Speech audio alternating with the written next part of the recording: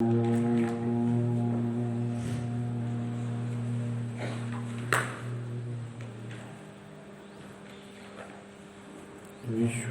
दर्पणदृश्यमाननगरी तुल्यं निजान्तर्गतं पश्यन्नात्मनि मायया बहिर्भूतं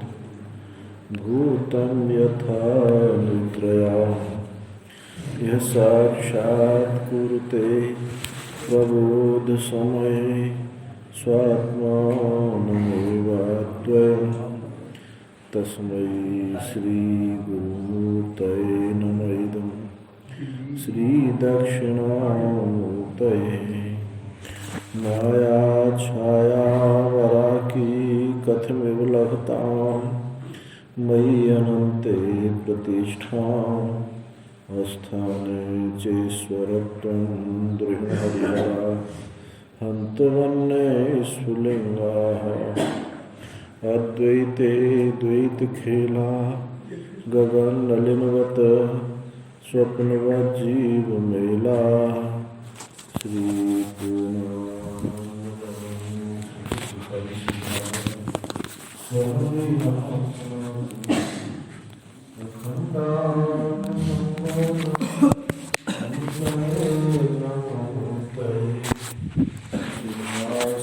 समाश्लिष्ट नेत्रान्तरस्फूर्तये नमः।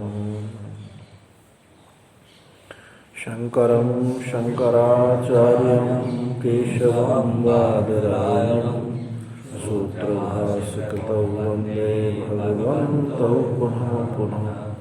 ईश्वरो गुरुरात्मेति मूर्तिभेदविभागिने व्योमवद्व्याप्तदेहाय दक्षिणामूर्तये नमः। सदाशिवसमारम्भात् शङ्कराचार्यमध्यमाम् अस्मदाचार्यपर्यन्तं वन्दे गुरुपरम्पराम्। प्रथम अध्याय तृतीय पादः, तीसरा पाद पर हम लोग विचार कर रहे हैं और प्रथम अधिकरण द्विभुवादि पर विचार चल रहा है।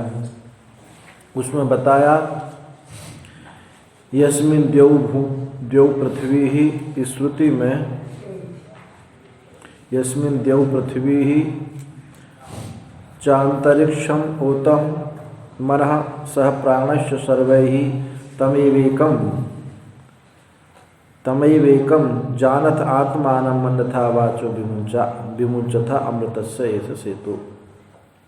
इस श्रुति पर विचार है।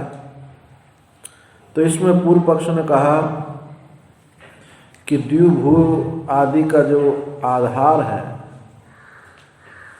वो सूत्रात्मा हिरण्यगर्भ होगा अथवा प्रधान सांख्य परिकल्पित प्रधान अथवा जीव होगा या परमेश्वर होगा, ऐसा संदेह।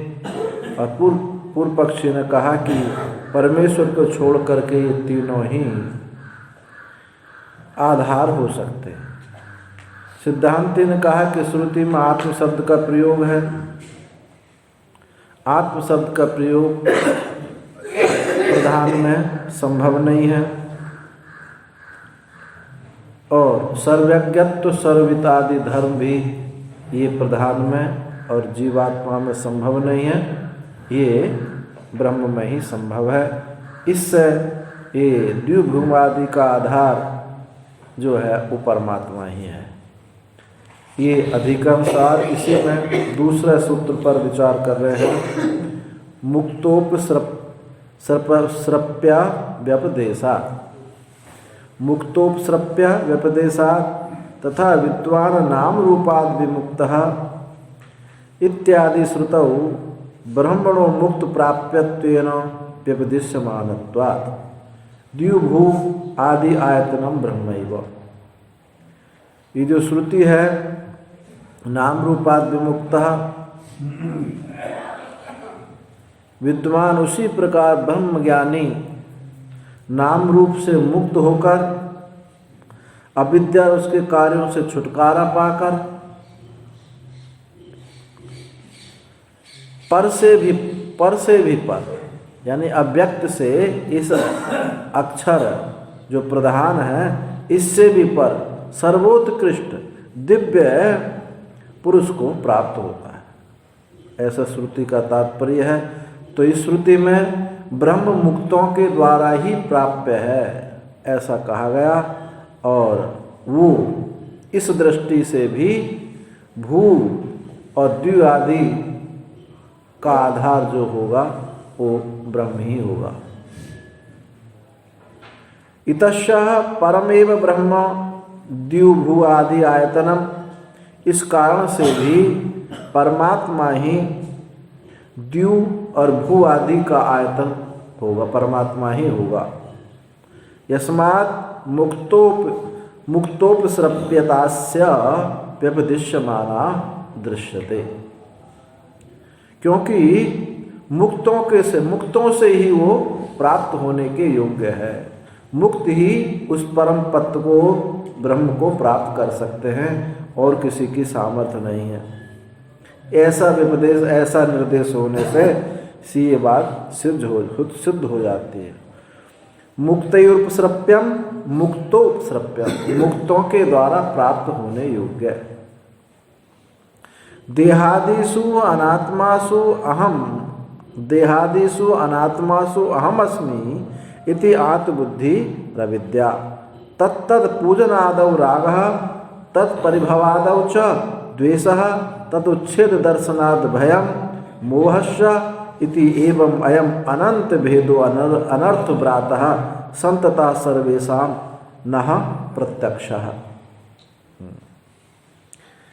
देह आदि अनात्माओं में मैं हूँ ऐसी जिसकी आत्मबुद्धि है, देहादि अनात्माओं में मैं हूँ ऐसी आत्मबुद्धि को ही क्या कहा? अविद्या, यही अविद्या है। अतत्तद पूजनादव, और उस देह के ही पूजन आदि में करने से क्या होता है? राग होता है। तत्परिभव, उसका निषेध करने पर द्वेष होता है। देह को जो पूजते हैं उसकी प्रशंसा करते हैं, पूजन करते हैं, उनसे तो राग हो जाता है, और जो उसका परिभव करने लगते हैं उससे उनका द्वेष हो जाता है। तद उच्छेद दर्शनात्, और उनके इससे कि उनके नाश के भय से तो भय होता है और मोह होता है। इस प्रकार से अनंत भेद समुदाय, अविद्या का अनर्थकारी जो भेद है ये समुदाय हम सबको प्रत्यक्ष है। हम सब जानते हैं अपने जीवन में कि जो है कहीं राग होता है, कहीं द्वेष होता है, कहीं भय होता है, कहीं मोह होता है। ये सब हमको प्रत्यक्ष है। अविद्या के प्रचार प्रसार से हमको सब स्पष्ट मालूम पड़ता है। तद विपर्येण अविद्या राग द्वेषादि दोष मुक्त ही उपसृप्य उपगम्येतत् इति द्विभूमादि आयतन प्रकृत्य उपदेशो भवति। उसके विपरीत अविद्या राग द्वेष आदि दोष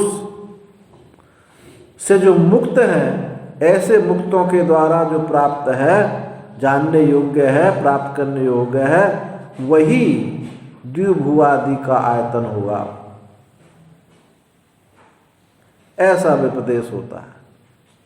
इससे ये सिद्ध होता है कि ब्रह्म जो है अविद्या रागवान को प्राप्त नहीं, अविद्या आदि से जो मुक्त है उन मुक्तों के द्वारा ही प्राप्तव्य है।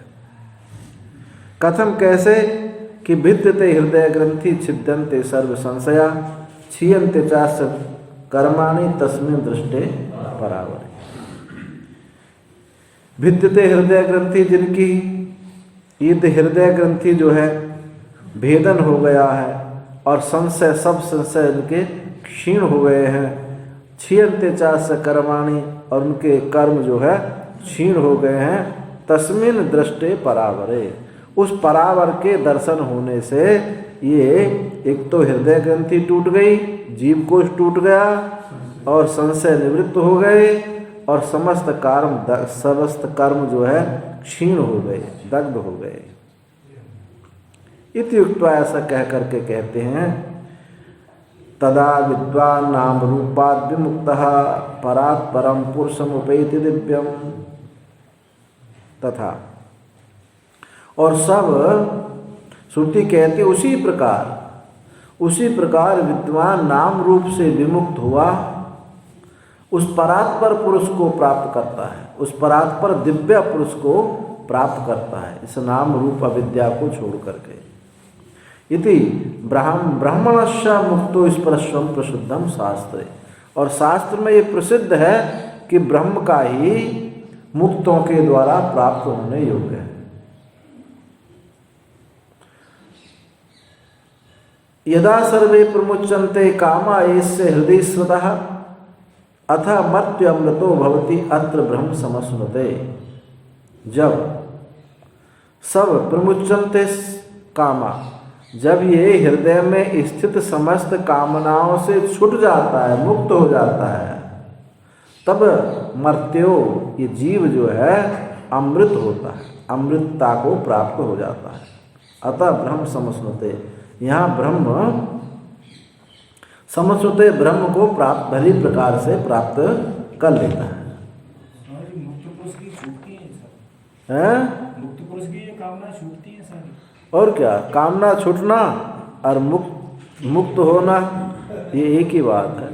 पहले कामना छूट जाए जब मुक्त पुरुष हो गए। ये समकाल है बिल्कुल। जैसे कहा ना, पीछे का आया एक दिन आया था, खड़े होकर के गाता है। खड़ा होना और गाना में बीच में कोई और चीज नहीं है। खड़ा होना और गाना में कोई बीच में अंतराल में कोई ऐसी चीज नहीं है जो उनकी देरी कर सके और दूरी कर सके। यह क्षण कामना प्रमुक्त हुआ, ग्रंथि का भेदन हुआ, उस क्षण मुक्त ही है। बीच में अगर काल व्यवधान आ जाए तो फिर ज्ञान से मुक्ति नहीं होगी। उस परम तत्व को, ज्ञान को प्राप्त करने में इतनी भी देर नहीं है। महर्षि वशिष्ठ कहते हैं कि जैसे फूल की पंखड़ी को मसलने में देर भले ही लग जाए, लेकिन ज्ञान होने में इतनी देर नहीं है। अपने आपे को देखने के लिए कहाँ दूरी है, कहाँ देरी है। एक ब्राह्मण को हिंदू होने में कितनी देर लगती है? बस वो है तो है, यही है। कामना का छूटना है। नित्य कामना भी ऐसे नहीं है, नित्य निवृत्त कामना ही, ये समझ लिए कि है नहीं। अगर उनको निवृत्त भी नहीं करना है, उनको ये जगत संसार है और हम इसको निवृत्त करें, ये ऐसा नहीं होता है। ये समझना है नित्य निवृत्त है।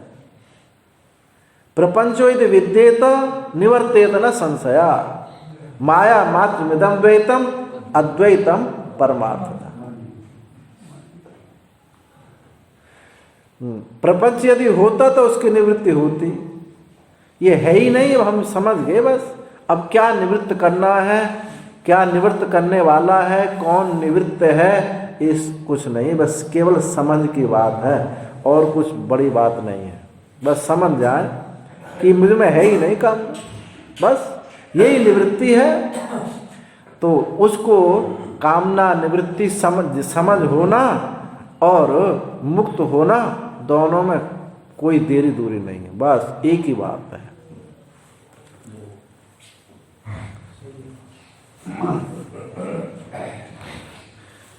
यदि देरी दूरी होती तो ज्ञान से मुक्ति नहीं होती, फिर तो कर्म से मुक्ति होती। प्रधानादीनां तु न क्वचित मुक्तोपश्रप्यत्वम अस्ति प्रसिद्धम। और जो प्रधान है, सांख्यों का परिकल्पित प्रधान, न क्वचित मुक्तो उनके द्वारा मुक्त होने की प्रसिद्धि नहीं है। जैसे ज्ञान से यहाँ मुक्ति है, केवल समझदारी से मुक्ति है। वैसे ये जो प्रधान है, सांख्य परिकर प्रधान आदि नाम तो, आदि शब्द से जीव आदि को भी ले लिए, प्रधान आदि तो न क्वचित मुक्तो स्पर्श, प्रधान आदि जो है मुक्तों के द्वारा कहीं भी प्राप्त करने योग्य नहीं है। मुक्त उसको, प्रधान को कोई प्राप्त नहीं करना चाहता, सब परमात्मा को ही प्राप्त करना चाहते हैं।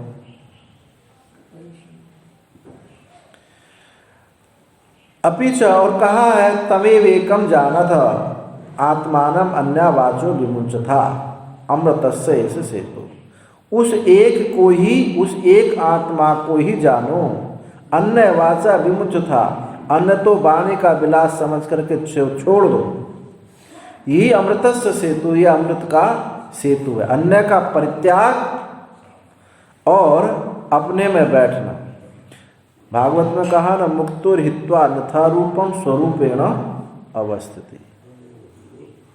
अन्य रूप का परित्याग ही मुक्ति है।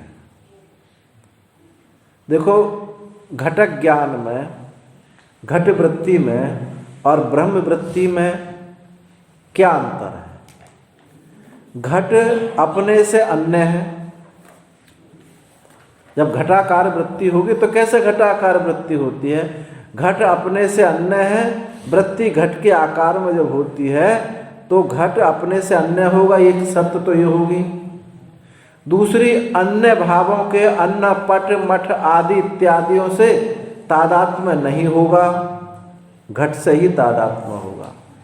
अन्य आकारों का परित्याग होगा और घट के साथ तादात्म्य होगा। यानी घटवच्छिन्न चैतन्य, प्रमात्र अवच्छिन्न चैतन्य, दोनों की एकता होगी। और होगा फिर क्या? अहम घटम जानामि। यही तो प्रक्रिया है। अब ब्रह्म वृत्ति कैसे होगी? अब वहाँ ब्रह्म जो है अपने से भिन्न नहीं है, अपना आपा है। ब्रह्म अपने से आप दूर नहीं है, अपना आपा ही है। तो वहाँ तादात्म्य नहीं करना है, वहाँ तो केवल अन्य आकारों का परित्याग ही होना है। अन्य आकारों का घट मुक्तिर हित्वा अन्यथा रूपम स्वरूपेण अवस्थिति। यही स्वरूप स्थिति है कि अन्य आकारों का परित्याग। अब अन्य आकार जो है वो अनेक प्रकार के हैं। मोटा मोटा तो सब दिखाई देता है, लेकिन कुछ ये आकार जो है ऐसे होते हैं, ज्ञात होते हैं और अज्ञात होते हैं। ज्ञात आकारों में नदी, जंगल, पहाड़ आदि दिखाई देते हैं, काम, क्रोध, लोभ, मोह आदि दिखाई देते हैं। परंतु जो अज्ञात आकार हैं, स्तब्धता है, सुषुप्ति मैं नहीं जानना हूँ, सुषुप्ति है, अभाव है, ये सब जो है अज्ञात आकार है। इन आकारों का भी परित्याग। मैं ब्रह्म हूँ, साक्षी हूँ, और स्वाद, आप रसगुल्ला खाते हैं, ये प्रत्यक्ष रूप से मालूम नहीं पड़ते। स्वाद प्रत्यक्ष रूप से मालूम नहीं पड़ता, उसका आकार भी मालूम नहीं पड़ता, उस स्वाद का भी परित्याग है। ये भी अज्ञात आकार है, प्रत्यक्ष की तरह नहीं है। और मैं ब्रह्म हूँ, मैं साक्षी हूँ, ये भी एक आकार है। ब्रह्म शब्द हम कहेंगे तो क्या होता है? कोई आकृति नहीं बननी चाहिए। यदि आकृति बनती है तो मैं ब्रह्म हूँ, ये भी एक आकार बन जाएगा। मैं साक्षी हूँ, साक्षी होने से असंगता आनी चाहिए। यदि कोई आकार बन रहा है, कोई प्रत्यय बन रहा है, तो वो भी उचित नहीं है। तो अब इतना आकार है, ज्ञात आकार, इसलिए श्रुति ने कहा को विदित से भी परे है और अविदित से भी परे है। ये जो श्रुति है विदित से परे, अविदित से परे, यही दिखाती है ज्ञात आकार अन्य आकारों से ऊपरी है और वहाँ अन्य में तादात्म्य होना नहीं है। यही है ब्रह्मवृत्ति। इसमें उपयोगी जो अन्य आकारों के परित्याग में हमको जो उपयोगिता है वो कौन है? वैराग्य। बिना वैराग्य के, वैराग्य क्या करता है? अन्य आकारों में जो पकड़ है उसको खत्म कर देता है।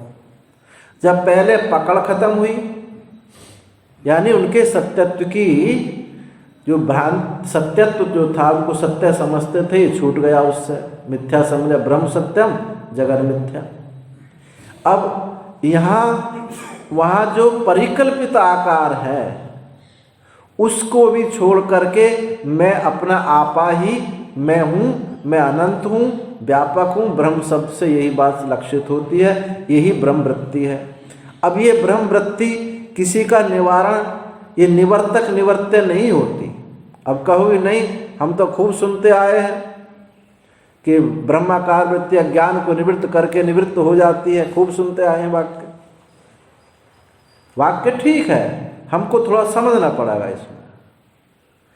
ब्रह्मविद ब्रह्मैव भवति, जो ब्रह्म को जानने वाला ब्रह्म ही होता है। तो ब्रह्म किसी का निवर्तन निवर्तक होता है क्या? ये जो है ब्रह्मविद जो ब्रह्म वृत्ति है, अज्ञान को निवृत्त करके स्वयं निवृत्त हो जाती है, ये ब्रह्मवेत्ता का अनुवाद नहीं है। ये अज्ञानी ऐसा अनुवाद करते हैं। जैसे सूर्य भगवान से पूछो कि आपने अंधकार को निवृत्त किया, उनको पता नहीं है कि अंधकार क्या होता है। लेकिन हम सूर्य को क्या कहते हैं? हिमग्न कहते हैं, अंधकार नाशक कहते हैं, ठंडी भगाने वाले हैं और अंधकार को भगाने वाले हैं। कहा जाता नहीं कहा जाता है। और सूर्य को पता ही नहीं अंधकार कहाँ है। बस ऐसे ही यहाँ है बात। ये अज्ञानी लोग ऐसे उसका बताने के लिए, समझाने के लिए ऐसा अनुवाद करना पड़ता है कि नहीं तो जब तक कोई प्रयोजन सिद्ध ना होगा तक कौन उसमें प्रवृत्त होगा। तो ब्रह्मविद जो है अपने स्वरूप में प्रतिष्ठित ब्रह्मविद, वो किसी का अज्ञान आदि को भगाने वगाने वाला नहीं है। यदि भगाने वाला होगा तो वहाँ भी निवर्त्य निवर्तक भाव बनेगा, और वहाँ निवर्त्य निवर्तक भाव होने से तभी परिच्छिन्नता सिद्ध हो जाएगी। अब परिच्छिन्न सिद्ध हो गए तो फिर जड़ता ही है। ये है ब्रह्मवृत्ति। तुम ना उसमें देश है ना काल है, वहाँ इनका अत्यंता भाव है। यही अमृतस्य ऐसे सेतु, ये अमृत का सेतु है। इति बाग विमोख पूर्वकम विज्ञेयत्वम यह द्युभू आदि आयतनस्य उच्यते। यह बाग विमोख, वाणी से रहित, वाचा विमुच था, इससे रहित विज्ञेयत्व द्युभूम आदि, जो द्युभूमि आदि का जो आयतन है वो वाणी के विलास से रहित है, ऐसा यहाँ जानने योग्य है। तच्च श्रुत्यंतरे ब्रह्मणो दृष्टम, और दूसरी श्रुति में भी ये ब्रह्म को ऐसा ही बताया गया है। तमेव धीरो विज्ञाय प्रज्ञां कुर्वीत ब्राह्मणः नानुध्यायान बहुच्छब्दान वाचो विगलापनम हितत्। वेद उसे ही जानो, तमेव धीरो विज्ञाय, बुद्धिमान ब्राह्मण इस प्रज्ञां कुर्वीत ब्राह्मण, तमेव धीरो विज्ञाय प्रज्ञां कुर्वीत ब्राह्मण, उसे ही जानकर, धीमान बुद्धिमान ब्राह्मण उस वाक्यार्थ ज्ञान का संपादन करे। और जो न अनुध्यान बहुत शब्दान, जो बहुत शब्दों का वो चिंतन ना करे। वाचो विगलापन हिमतत्, क्योंकि वो तो वाणी के लिए क्या है? केवल विगलापन, श्रम कारक है, वो तो श्रम ही है। इसलिए न अनुध्यात बहुत शब्दान, बहुत शब्दों का चिंतन ना करे। और इस प्रकार से ब्राह्मण प्रज्ञा कुर्वीत, क्या प्रज्ञा करे? अहम ब्रह्मास्मि, यही प्रज्ञा करे। शब्दों पर को बाचो, जो शब्द हैं वो उनको श्रमकारक है ऐसा समझ करके छोड़ दे। तो इससे भी, इस श्रुति से भी सिद्ध होता है कि वाणी आदि से रहित उद्यू भू आदि का आयतन पर ब्रह्म ही है। आगे न अनुमानात अनुमानम अतच्छब्दात, न अनुमानम अतच्छब्दात, अनुमानम सांख्य स्मृति कल्पित जो प्रधान है उसको कहा अनुमान। न वो भी द्विभू आदि का आयतन नहीं हो सकता, क्योंकि अतच्छब्दात उसमें कोई प्रमाण नहीं है। प्रधान प्रतिपादक कोई श्रुति प्रमाण नहीं होने से वो प्रधान परिकल्पित, वो सांख्य परिकल्पित प्रधान उद्युभू आदि का आयतन नहीं हो सकता। यथा ब्रह्मणः प्रतिपादको वैशेषिको हेतुरुक्तो न एवं अर्थांतरस्य वैशेषिको हेतु प्रतिपादको अस्ति इत्याह न अनुमानिकम्। सांख्य स्मृति परिकल्पितम प्रधानम यह द्विभू आदि आयतनत्वेन प्रतिपद्यव्यम। तो जैसे ब्रह्म का प्रतिपादक करने वाला, ब्रह्म का प्रतिपादन करने वाला वैशेषिक यानी विशेष रूप से, यानी असाधारण हेतु कहा गया है। ब्रह्म को प्रतिपादन करने वाला, प्राप्त कराने वाला साधारण हेतु क्या कहा गया? अमृतस्य ऐसे सेतु, अमृत का सेतु है, यानी ब्रह्म ज्ञान उसका साधारण हेतु है। नैवम अर्थांतरस्य, इस प्रकार से दूसरा अर्थांतर वैशेषिक हेतु प्रतिपादक, विशेष रूप से प्रतिपादन करने वाला दूसरे अर्थ को, यानी प्रधान आदि को, जीव आदि को कोई प्रतिपादन करने वाला कोई हेतु है नहीं।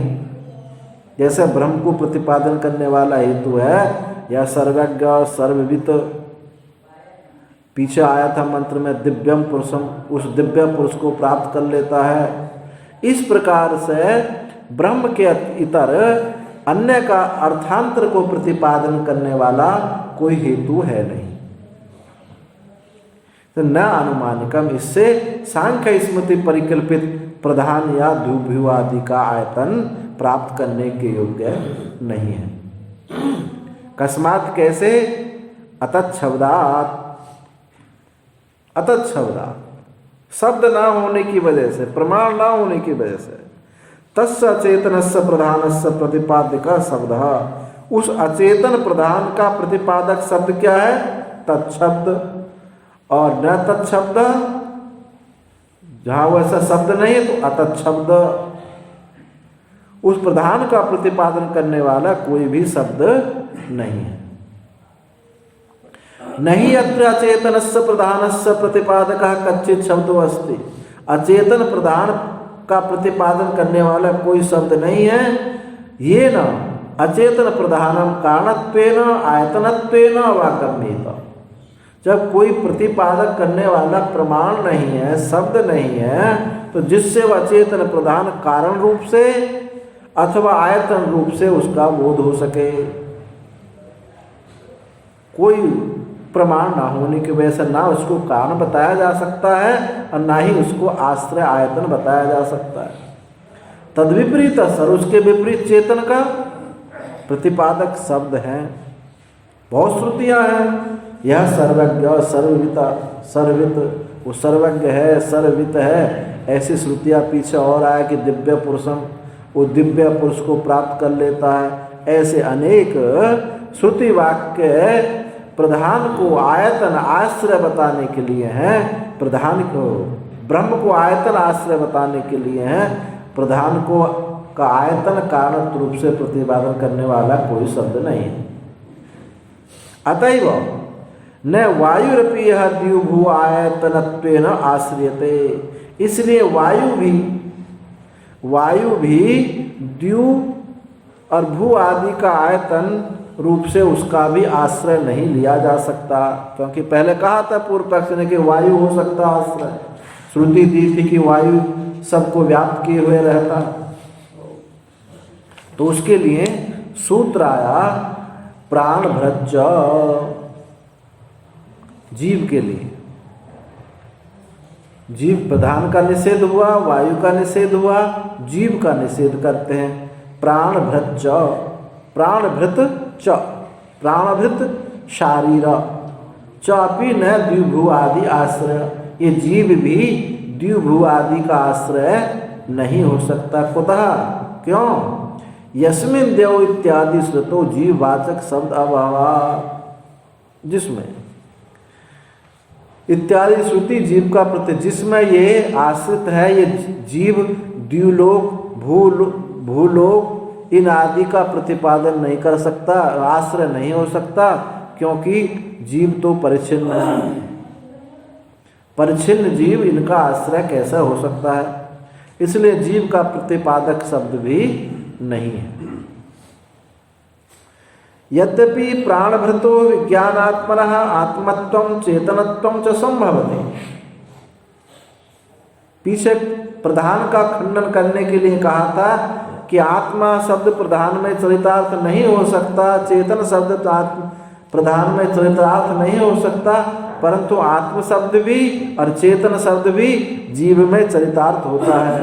तो जीव जो है इस द्विभु आदि का आयतन होगा। तो कहते हैं यद्यपि प्राणभृत यानी विज्ञानात्मा जीव आत्मत्व चेतनत्व संभव है, तो भी उपाधि परिच्छिन्न ज्ञान से सर्वज्ञत्वादि असंभवे सती अस्मादेव अतच्छब्दात् प्राणभृदपि न द्विभुआयतनत्वम् आश्रितव्यम्।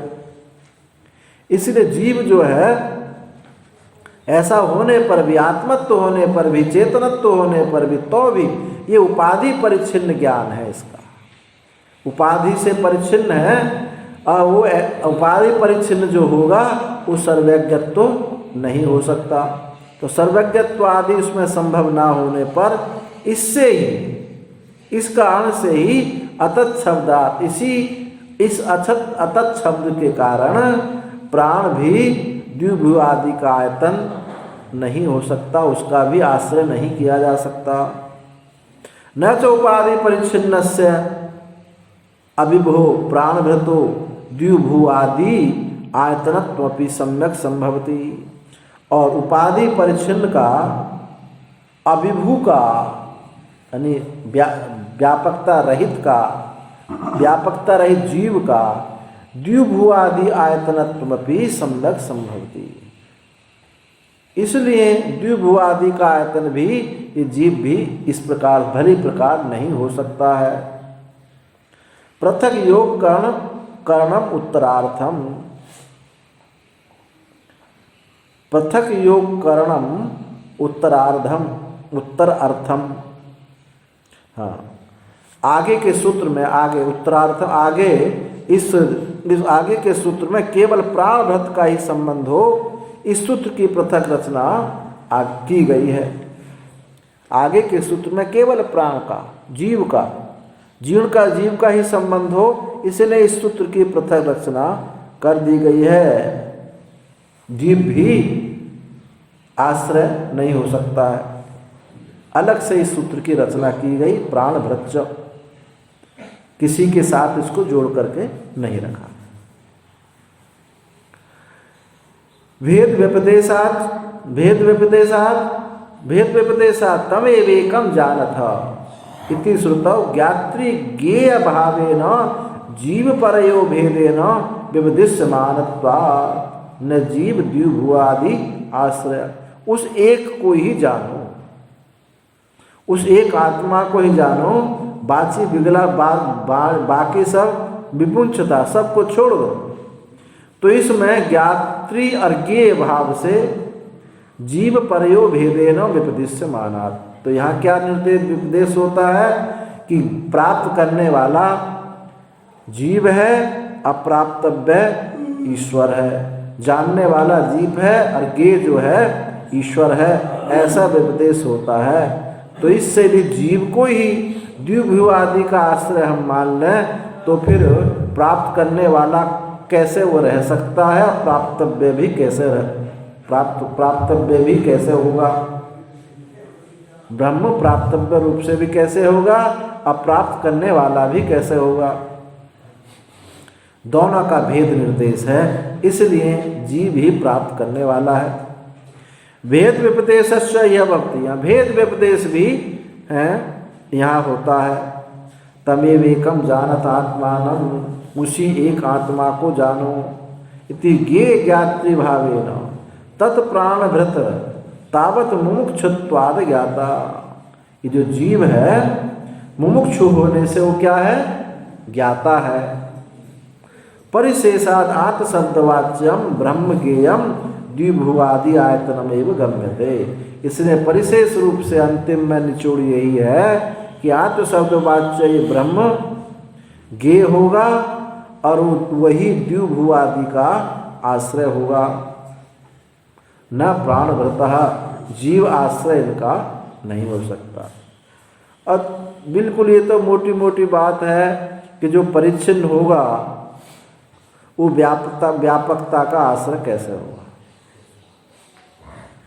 कुतश्च न प्राणभृता द्विभुवादि आत्मत्वमाश्रितव्यम, और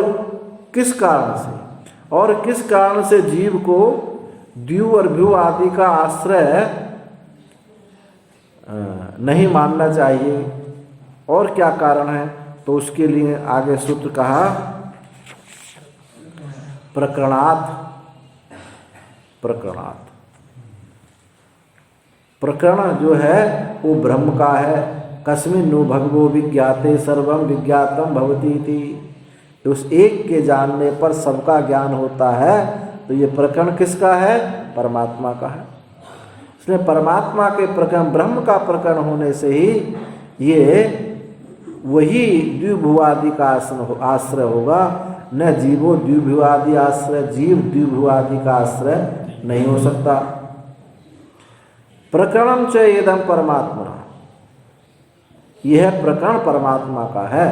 कस्मिन्नु भगवो विज्ञाते सर्वमिदं विज्ञातम भवति। किस हे भगवान, किस एक के जानने पर सब कुछ सर्वविदम विज्ञान, सब कुछ जान लिया जाता है, जाना हुआ हो जाता है। तो एक विज्ञानेन सर्वविज्ञान अपेक्षा, एक के विज्ञान से सारे विज्ञान की अपेक्षा है। ऐसा परमात्मनि ही सर्वात्मके विज्ञाते सर्वविदं विज्ञातम सा। उस सर्वात्मक परमात्मा के ज्ञान होने पर यह सब विज्ञात होगा। उसके एक जानने पर, उसको जान लेने पर सब ज्ञात हो जाएगा। जैसे मिट्टी को जान लेने पर घड़ा कुल्हड़ सकोरा आदि सब मिट्टी ही है, ऐसा जान लिया जाएगा। ऐसे ही मैं परमात्म स्वरूप हूँ, मुझसे कुछ अन्य हुआ ही नहीं। इस प्रकार से ये ही विज्ञान है। न केवल प्राणभृति, ये केवल जीव में ये संभव नहीं होगा, क्योंकि जीव तो परिच्छिन्न है। कुतश्च न प्राणभृता द्विभुवादि आयतनत्वमाश्रितव्यम। और पूछते हैं कि और किस कारण से जीव को द्यू और भू आदि का आश्रय नहीं कहना चाहिए? तो कहते हैं स्थिति अदनाभ्याम च, स्थिति अदनाभ्याम च। तो स्थिति अदनाभ्याम द्वा सुपर्णा, ये जो मंत्र है वहाँ स्थिति और खाना वाला बताया कि द्वा सुपर्णा सुविजा सखाया समानम रक्षम परिस्वस्य जाते तयो अन्नम पिप्पलम स्वादवत्ती अनसनो अभी चाकसीति। इस श्रुति में एक देखने वाला है और एक खाने वाला है। तो स्थिति अदन से भी ये बात सिद्ध होती है। तो इस मंत्र में औदासीन्य पूर्वक स्थिति और कर्म फल का भोग, कर्म फल का पर क्षेत्रज्ञो भेद निर्देशा, परमात्मा का और क्षेत्रज्ञ का, जीव का और ईश्वर का भेद वहाँ निर्देश होता है। एक खाने वाला है और एक देखने वाला है। अपि च न जीव द्विभुवादि आश्रयत्वम किंतु ब्रह्मैव, वो द्विभुवादि का आश्रय नहीं हो सकता जीव, इसलिए ब्रह्म ही इनका आश्रय है। द्विभु आदि आयतनम च प्रकृत्य, द्विभु आदि आयतन का प्रकरण करके द्वा सुपर्णा सविजा सखाया इति अत्र स्थिति अदन निर्देश्यते। इसमें स्थिति देखी जाती है और भोग देखा जाता है। तयुरन्ना पिप्पलम स्वादवती, उन दोनों में एक स्वादु फल को, कर्म फल का भोग करता है और एक कर्म फल, एक केवल देखता है। तो कर्म फल असनम, एक का कर्म फल का खाना, अनसनन्योभिचाकसीति औदासीन्येन अवस्थानम, अरेक की उदासीनता। ताभ्याम च स्थिति अदनाभ्याम ईश्वर क्षेत्रज्ञो तौ गृह्यते, उन दोनों से स्थिति अदन से क्या जाने जाते हैं, एक जीव है और एक ईश्वर है, ऐसे ग्रहण होते हैं। यदि च ईश्वरो द्विभुवादि आयतनत्वेन विवक्षितः, यदि ये ईश्वर द्विभुवादि आयतन रूप से विवक्षित हुआ है, ततस्तस्य प्रकृति ईश्वरस्य क्षेत्रज्ञात पृथक वचनम अवकल्पते, यदि ये ईश्वर द्विभुवादि के आश्रय रूप से विवक्षित हो, तब उस प्रकृति ईश्वर का क्षेत्रज्ञ से पृथक वचन उपपन्न होता है, उससे पृथक वचन उसका कहा जाता है। और नहीं हो तो ये अप्रकृत वचन है, ये प्रकरण में ही बात नहीं हो सकती।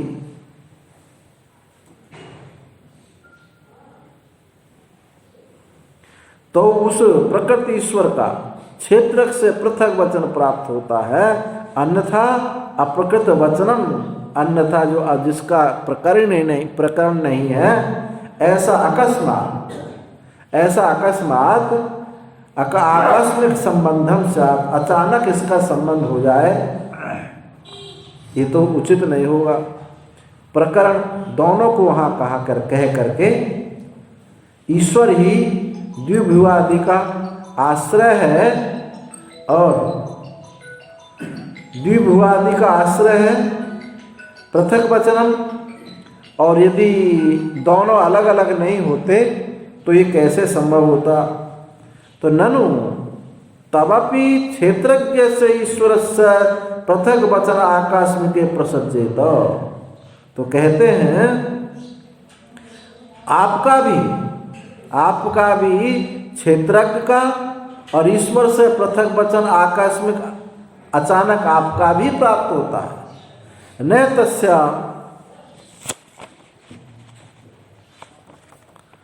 अविवक्षित्वात्, उसका भी अविवक्षित नहीं है, वो भी विवक्षित है, क्योंकि जीव अविवक्षित है। क्षेत्रज्ञो ही कर्तृत्वेन भोक्तृत्वेन च प्रतिशरीरम बुद्धि आदि उपाधि संबंधो लोकतये प्रसिद्धो न असौ श्रुत्या तात्पर्येण विवक्षते, क्योंकि क्षेत्रज्ञ कर्तृत्व रूप से और भोक्तृत्व रूप से, जीव जो है कर्ता रूप से और भोक्ता रूप से, प्रति शरीर हर शरीर में बुद्धि उपाधि से संबंध हुआ लोक में प्रसिद्धि है। लोक में प्रसिद्धि सब जानते, कर्ता भोक्ता है। न असौ श्रुत्या तात्पर्य विवक्षते, वह श्रुति तात्पर्य से वो विवक्षित नहीं है। और ईश्वरस्तु, किंतु ईश्वर लोक तो अप्रसिद्धत्व श्रुत्या तात्पर्य विवक्षते, और ईश्वर तो लोक के अप्रसिद्धि होने से, लोक की अप्रसिद्धि होने से श्रुति तात्पर्य से विवक्षित है। इति न तस्य आकस्मिक वचन युक्तम, इसलिए अचानक ये ला करके नहीं रख दिया है।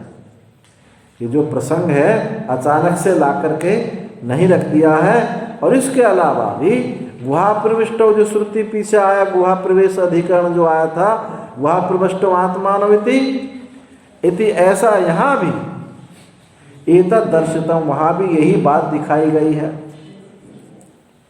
द्वासोपर्णा इति अस्याम रुचि ईश्वर क्षेत्रज्ञ उच्चेत, ये द्वासोपर्णा सखी क्या जो श्रुति है, ये क्या इस ऋचा में भी ईश्वर क्षेत्रज्ञ दोनों को ही कहा गया है। यद्यपि जो पैंगी रहस्य उपनिषद में व्याख्या दूसरे प्रकार से थी, पीछे जो आया था पैंगी रहस्य में व्याख्या दूसरे प्रकार से थी, परंतु तात्पर्य तो उसी में था। उन्होंने नाम अलग अलग करके रखे थे, लेकिन व्याख्या वही थी कि जीव और ईश्वर ही ये दोनों गुहा में प्रविष्ट हैं। पैंगी रहस्य उपनिषद कृतेन व्याख्येन अस्याम ऋचि सत्व क्षेत्रज्ञ उच्यते तदापि न विरोध क्वचित, तो भी वहाँ कोई विरोध नहीं था। कथम कैसे? प्राणबद्धि घटादि छिद्रवत, कैसे था कि घटादि छिद्र के समान, घटादि छिद्र के समान सत्व आदि उपाधियों का अभिमानी होने के कारण प्रत्येक शरीर वो प्रतीत होने वाला जीव है। प्रतीत जीव जो है प्रत्येक शरीर में वह प्रतीत होने वाला है। इसलिए वो द्यू भू आदि का आश्रय वो नहीं हो सकता है। परिच्छिन्न वस्तु में असीम वस्तु कैसे प्रवेश हो सकती है? प्रति शरीरम गृह्यमाण द्विभु आयतन न भवति थी प्रतिषिध्यते, ऐसा वहाँ प्रतिषेध किया गया था। यस्तु सर्व शरीरेषु उपाधि भी बिनोपलक्ष्यते परमात्मैव स भवति, किंतु जो सब शरीरों में उपाधि के बिना, परमात्मा उपाधि के बिना, सब शरीरों में उपाधि के बिना वो उपलक्षित होता है, वो क्या है? परमात्मा ही है। परमात्मा ही सब, वही परमात्मा ही होता है। यथा घटादि छिद्राणि घटादि भी उपाधि भी बिना उपलक्ष्यमानि महाकाशे भवन्ति, जैसे घट के जो छिद्र हैं घटादि उपाधि के बिना उपलक्ष्य होने वाला, वो क्या कहेंगे? उसको हम महाकाशी कहेंगे। जब घटादि उपाधि नहीं है, घटाकाश जो है घट को फोड़ने पर, घट उपाधि से रहित होने पर उसको हम घटाकाश ना कह करके क्या कहते हैं? वो महाकाश ही है।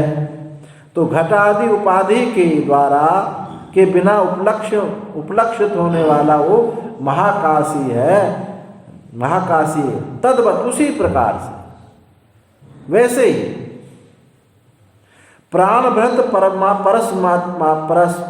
परस्माद अन्यत्व अनुपत्ति प्रतिषेधो नोपपद्यते, उसी प्रकार प्राणभृत यानी जो जीव जो है परमात्मा से अन्यत्व अनुपपत्ति, इसी प्रकार से ये जीव परमात्मा से भिन्न मालूम नहीं पड़ता है। जब तक उपाधि है तभी तक ये भिन्नता है। परस्माद अन्यत्व अनुपपत्ति प्रतिषेधो नोपपद्यते, उसका प्रतिषेध प्राप्त नहीं होता है, फिर प्रतिषेध नहीं किया जा सकता। उपाधि है तभी तक ही ये भिन्नता है। तस्माद सत्वादि उपाधि अभिमानी एवं द्विभुआयतनत्वं प्रतिषेधा, इसलिए सत्वादि उपाधि अभिमानी का ही, जिसने बुद्धि आदि उपाधि को ओढ़ रखा है उसी का ही, उसी द्विभुआदि का आश्रय है, आश्रत्व निषेध किया गया है। जब तक उपाधि है तब तक वो द्विभु आदि का आश्रय नहीं हो सकता। और यही जब इसकी उपाधि छूट गई जीव की, तो यही ब्रह्म ही है, यही द्विभु आदि का आश्रय सिद्ध हो जाता है। इसलिए तस्मात् परमे ब्रह्म द्विभुआदि आयतनम, इसलिए परमात्मा ही द्विभुआदि का आयतन है। और तदेतद अदृश्यत्वादि गुण को धर्मोक्ते, ये जो पीछे सूत्र आया था, ये अदृश्यत्वादि गुणक धर्म से ये परमात्मा में ही सिद्धि है।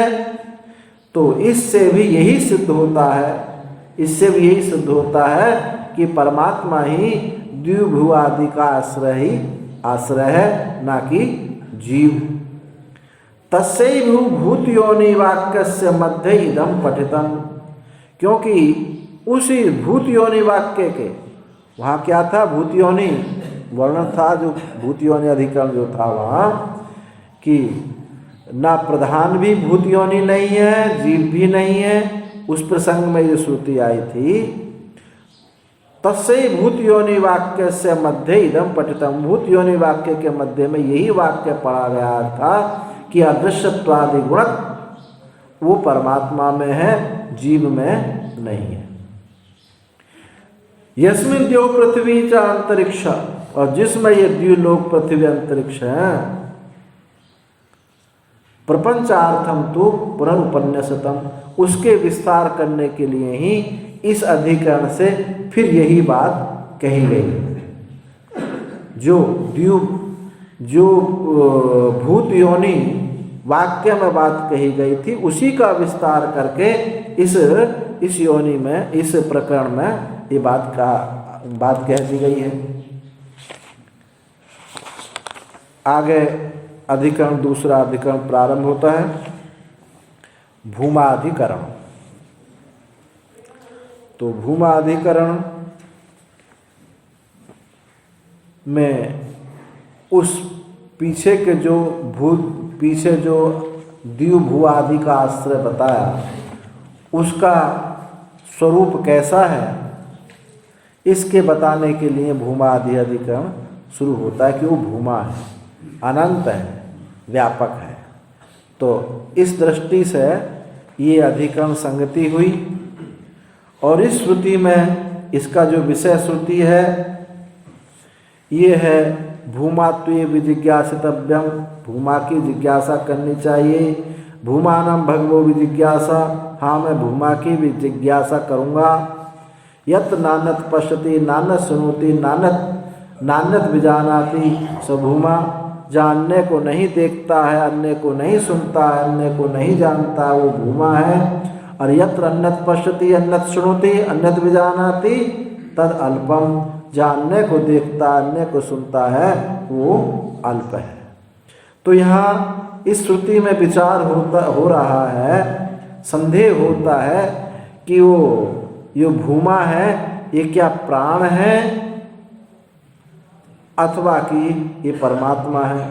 क्योंकि जब नारद जी सनत कुमार के पास गए थे, छांदोग्य श्रुति पर विचार है, तो उन्होंने नारद जी से पूछा, सनत कुमार ने तुम क्या जानते हो, कितना अध्ययन किया।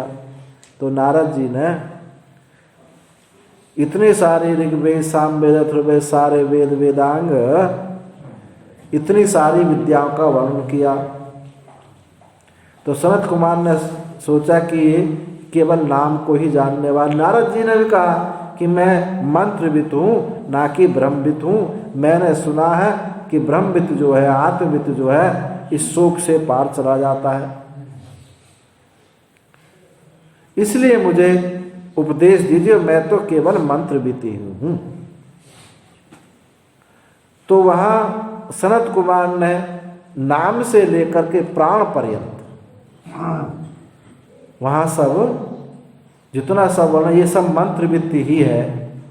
नाम से बढ़कर के बाक है, बाक से बढ़कर के आशा है, आशा से बढ़कर संकल्प है, ऐसा निरूपण वहाँ है। और फिर बाद में प्राण कहा। प्राण के बाद ये प्रश्न नहीं पूछा कि प्राण से बढ़कर के क्या है। तो नारद जी उसमें संतुष्ट हो गए। नारद जी ने कोई प्रश्न नहीं पूछा कि प्राण से बढ़कर के क्या है। तब सनत कुमार ने स्वयं अनुग्रह करके कहा कि युवई भूमा तत्सुखम, आगे भूमा का निरूपण किया है। तो यहाँ ये पूर्व पक्षी कहता है कि सब प्राण में विलीन हो गया, प्राण के बाद कोई प्रश्न उत्तर नहीं मिला, तो प्राण ही गंतव्य वस्तु है। इसलिए भूमा जो है, प्राण को ही भूमा कहा है, भूमा परमात्मा के लिए नहीं कहा है, क्योंकि प्राण से ही सब उत्पन्न होते हैं। ये पूर्व पक्षी का कहना है कि प्राण के उपदेश के अनंतर उसमें आधिक्य प्रश्न उत्तर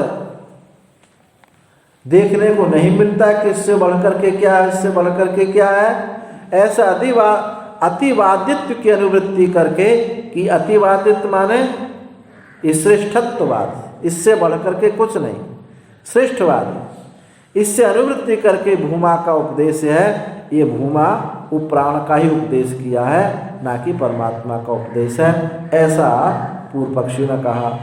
सिद्धांति ने कहा एस तु वाति बदती, इसमें तू शब्द प्रकरण का विच्छेद होता है।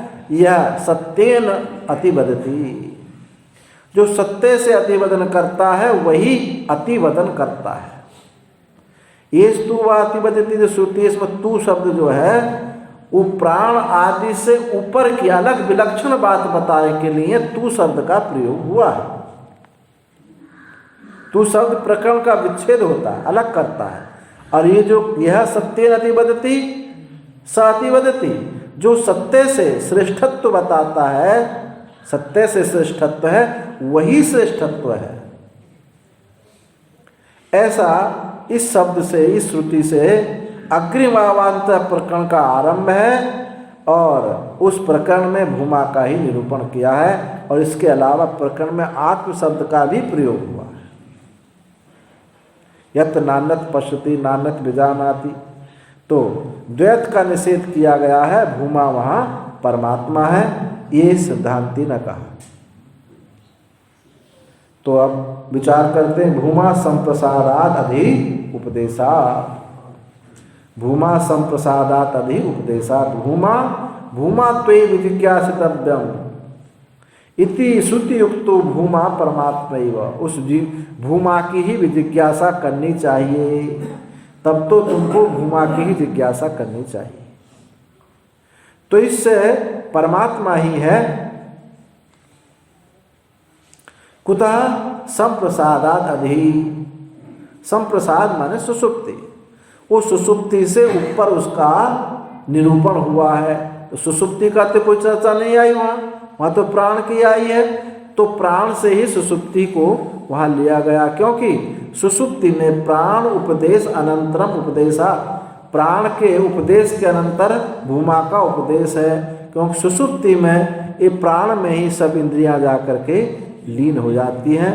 तो इसलिए प्राण को सुसुप्ति रूपक कहा, उससे ऊपर भूमा का उपदेश है।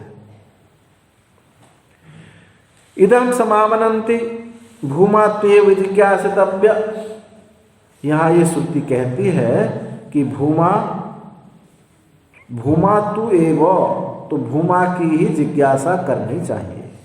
इति भूमानम भगवो विजिज्ञासा, विजिज्ञासा, हे भगवान मैं भूमा को ही जानना चाहता हूँ। जब सनत कुमार ने कहा कि तुम्हें भूमा की जिज्ञासा करनी चाहिए, तो उन्होंने कहा नारद जी ने मैं भूमा को ही जानना चाहता हूँ। यत नान्यत पश्यति नान्यत शृणोति नान्यत विजानाति स भूमा, जहाँ अन्य को नहीं देखता, अन्य को नहीं सुनता, अन्य को नहीं जानता है, वो भूमा है। अथा जहाँ, और यदि जहाँ अन्य को देखता, अन्य को सुनता, अन्य को जानता, वो अल्प है। इति इत्यादि तत्र संशय, वहाँ संशय होता है कि प्राणो भूमा स्यात् आहुस्वित परमात्मा इति, तो वहाँ प्राण भूमा है अथवा कि परमात्मा भूमा है। कुतः संशय, इसमें संशय की बात ही क्या है? भूमा इति तावत बहुत विधीयते, भूमा किसे कहा जाता है? बहुतता का जहाँ कथन है, व्यापकता का जहाँ कथन है, बहुतता का, उसको भूमा कहा जाता है। बहोर लोपो भूच वाहो, ये पाणिनि सूत्र है। इसमें क्या है? भूमा शब्द भाव प्रत्यांत कहा गया है। बहुत का भाव प्रत्यांत कहा गया है। भाव प्रत्यांत स्मरणात्, भाव प्रत्यय होने से ये भूमा शब्द है, बहुता को दिखाने वाला है।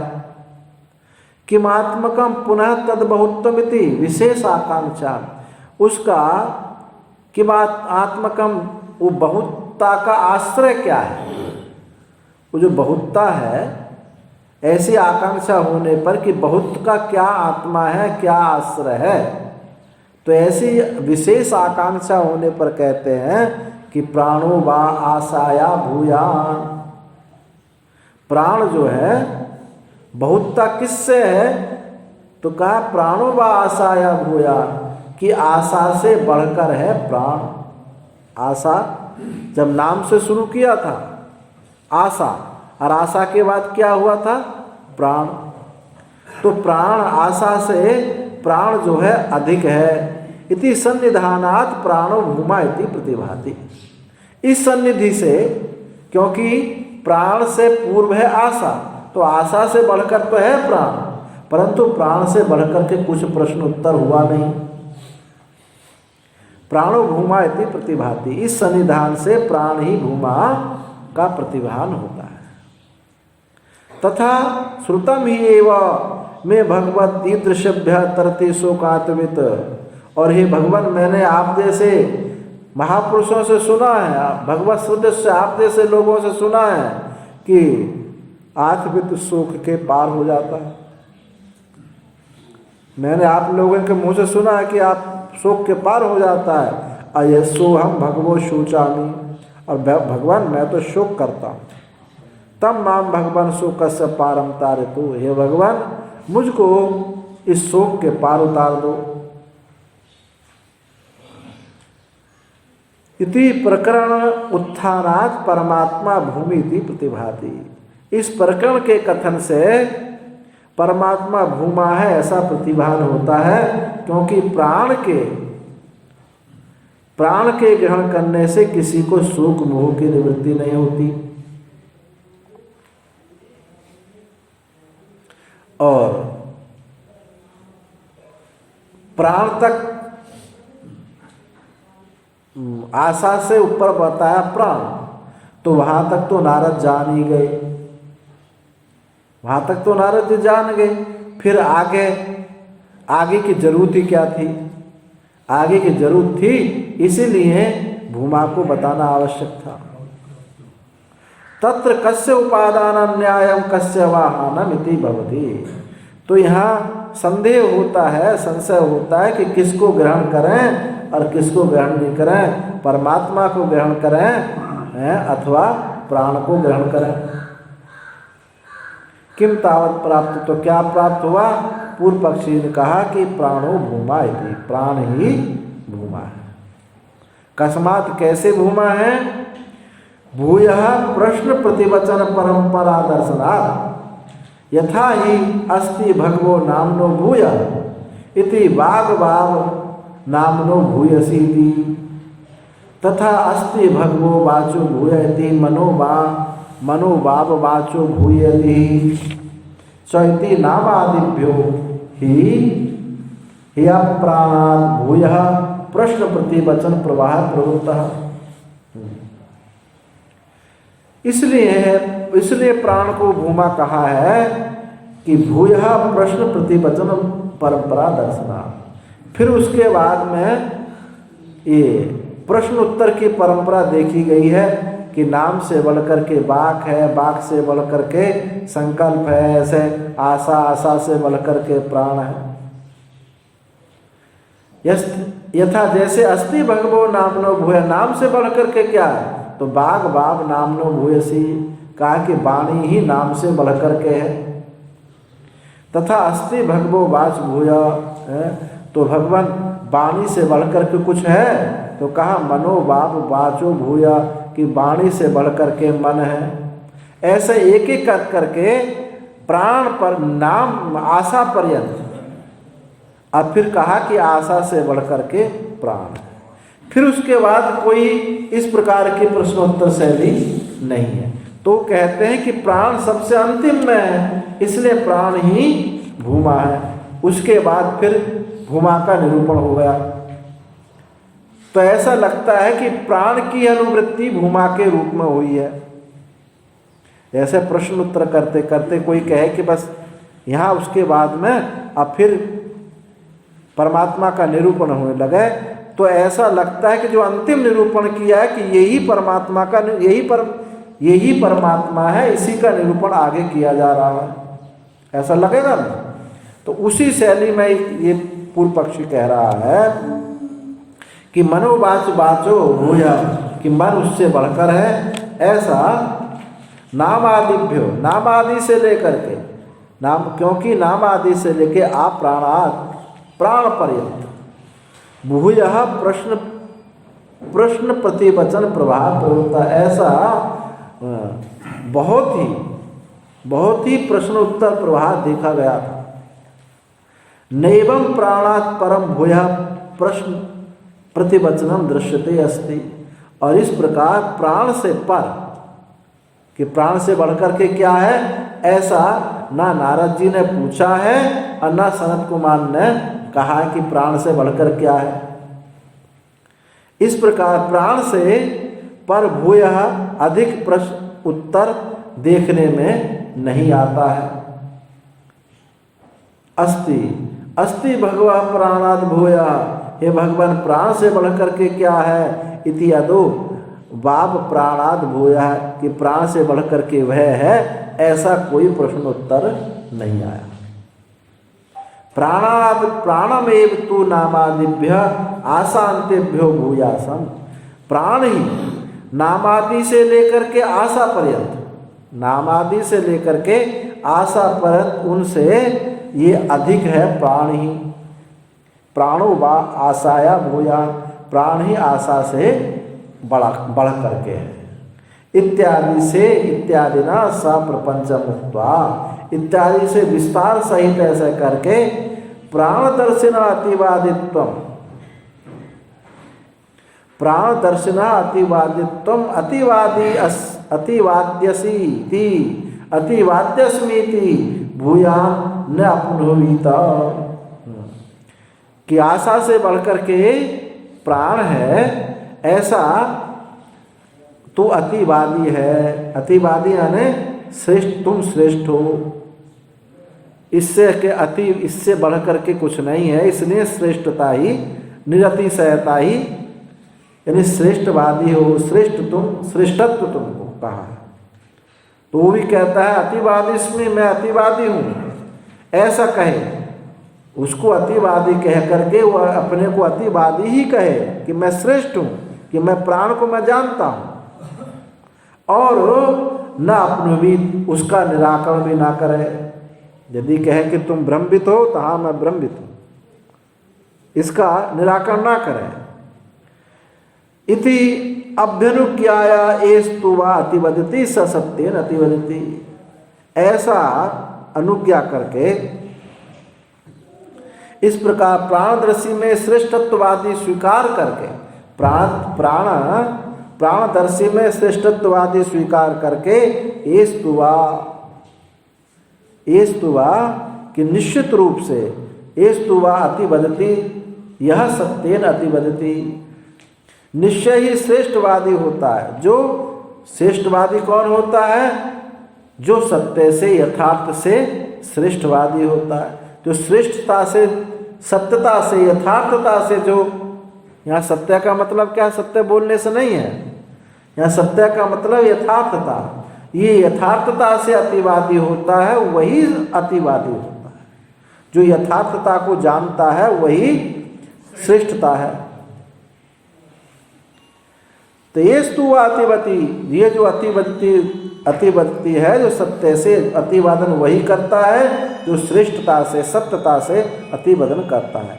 इति प्राणव्रतम अतिवादित्वानुकृष्य अपरित्यज्यैव प्राणम सत्यादि परंपराया भूमानम अवतार्यन प्राणमे भूमानम मन्यते इति गम्यते। ये कहता है पूर्व पक्षी, क्या है कि प्राणव्रतम अतिवादित्वम, प्राणव्रत का जो अतिवादित्व है, प्राण को जो जानने वाला है वो अतिवादी, ऐसे अनुकृष्य है, इसका अनुवृत्ति करते हुए प्राण को अंतिम बताया। अब फिर कहा कि जो अतिवदन करता है वो अतिवादी है, जो सत्य से अतिवदन करता है वो अतिवादी है, जो सत्यता को, यथार्थता से अतिवदन करता है वो अतिवादी। तो उसने क्या अर्थ लिया है पूर्व पक्षी ने? प्राण का अंतिम निरूपण हुआ, उसके बाद में कोई चर्चा नहीं, इसलिए प्राण ही अतिवादी है। जो प्राण को जानता है वही श्रेष्ठत्व है, और उसी श्रेष्ठत्व को ही और विस्तार करके भूमा कह दिया है, ऐसा पूर्व पक्षी का कहना है। और यह सिद्धांती क्या कह रहे हैं कि जो प्राण का निरूपण करके फिर कहा कि जो सत्य को जानता वो अतिवादी है, ना कि प्राण को जानने वाला अतिवादी है। तो सत्यता क्या है? भूमा है। आगे भूमा को के साथ कह रहा है सत्य हो, इसलिए तुम यहां संतुष्ट मत हो, तुम भूमा को जानो। यदि स्वामी जी जैसे सत्य से अतिवादी हो, हाँ यानी यथार्थता का श्रेष्ठत्व, अतिवादी का मतलब श्रेष्ठत्व। तो यहाँ सत्य से अतिवादी के यथार्थता, सत्य माने यथार्थ। अब यह देखो ऐसे समझो जैसे आप बहुत जगह होते हुए एक जगह पहुंच गए और उसके बाद जब हम पहुंच गए तो वहाँ कह दिया जाए कि भाई जो यथार्थता है वही वास्तव में ठीक है। अब वहाँ जो यहाँ हम पहुँच गए तो उसमें संतुष्ट होकर के वो सोचने लगा कि यथार्थता यही है जहाँ मैं पहुँच गया हूँ, लेकिन वहाँ आचार्य का कहना है कि यथार्थता जो मैं कह रहा हूँ वो यथार्थता है।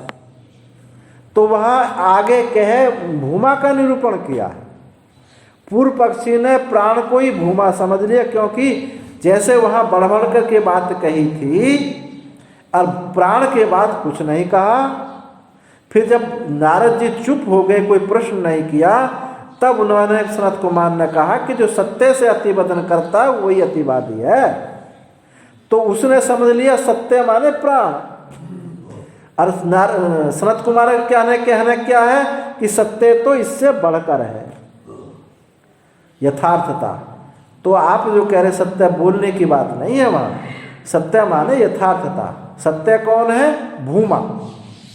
भूमा से जो अतिवदन करता है, भूमा से जो श्रेष्ठत्व प्राप्त करता है वही वास्तव में श्रेष्ठत्व है, ना कि प्राणविद श्रेष्ठत्व है। ये सिद्धांति का कहना है उसका। उत्तर पक्ष ऐसा कहेगा। तो यहाँ पूर्व पक्षी ने क्या समझ लिया कि जो प्राण व्रतम, प्राण को जानने वाला है वो अतिवादित्व है, उसी की अनुवृत्ति करके, क्योंकि प्राण अंतिम में कहा है, उसी की अनुवृत्ति करके अपरित्यज्यैव, प्राण को छोड़े बिना, प्राण सत्य आदि परंपरा, प्राण को ही सत्य आदि परंपरा से भूमा अवतारण, भूमा की अवधारणा अवतरण करता हुआ प्राण में भूमा न मन्यते, प्राण को ही भूमा वो मानता है, ऐसा जाना जाता है। कथम पुनः प्राणे भूमनि व्याख्या माने यत् नान्यत् पश्यति इति एतद् भूमनो लक्षणं परम वचनं व्याख्येति। फिर प्राण में भूमा की व्याख्या हो जाने पर यत् नान्यत् पश्यति इत्यादि जो भूमा लक्षण वचन है, व्याख्या किस प्रकार सिद्ध होगी? जब प्राण को उसने भूमा मान लिया तो प्रश्न करें कि आगे तो और मंत्र हैं, उनमें तो कहा कि नान्यत् पश्यति, नान्यत् शृणोति, नान्यत् विजानाति। ये तो इनकी इन श्रुति की व्याख्या कैसे करोगे यदि प्राण को ही तुम भूमा मान लेते? तो उच्चते कहते हैं कि देखो भाई, सुसुप्त अवस्थायाम प्राण अग्र प्राणाग्रस्तेषु कर्णेषु दर्शनादि व्यवहार निवृत्ति दर्शना संभवति प्राणस्यापि यत् नान्यत् पश्यति इति एतद् विलक्षणम्। तो उसने कहा कि देखो, जो यदि ऐसा प्रश्न हो कि इनकी व्याख्या कैसे करोगे, तो उसकी व्याख्या इस प्रकार से होगी कि सुसुप्त अवस्था में प्राण के आगे तेसु कर्ण दर्शन, उसमें उन कर्णों का दर्शन आदि व्यवहार निवृत्ति दर्शनार्थ, वहाँ कुछ इंद्रिय आदि का वर्णन नहीं होता, सबके सब प्राण में ही विलीन हो जाती हैं। प्राण के आगे उन कर्णों में दर्शन आदि व्यवहार निवृत्ति दर्शनार्थ, उनमें कोई भी व्यवहार नहीं देखा जाता। इससे सिद्ध होता है कि सारी इंद्रियां प्राण में ही विलीन हो जाती हैं। उसी को मैं सुसुप्ति कहता हूँ, ना अन्यत् पश्यति, क्योंकि देखना सुनना आदि सब इंद्रियों से है और वहाँ देखना सुनना आदि कुछ नहीं है, क्योंकि उसी में सब लीन हो गई हैं। तो ऐसे ही श्रुति का तात्पर्य लगेगा, ऐसे ही श्रुति का तात्पर्य लगेगा। तो ऐसा पूर्व पक्षी का कहना है।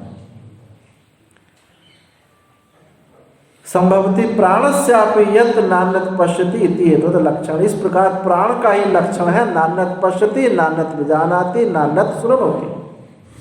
ये प्राण का ही लक्षण है, क्योंकि प्राण में ही सारी इंद्रियां लीन हो गई हैं, इसलिए सुनना, देखना, जानना कुछ भी संभव नहीं है।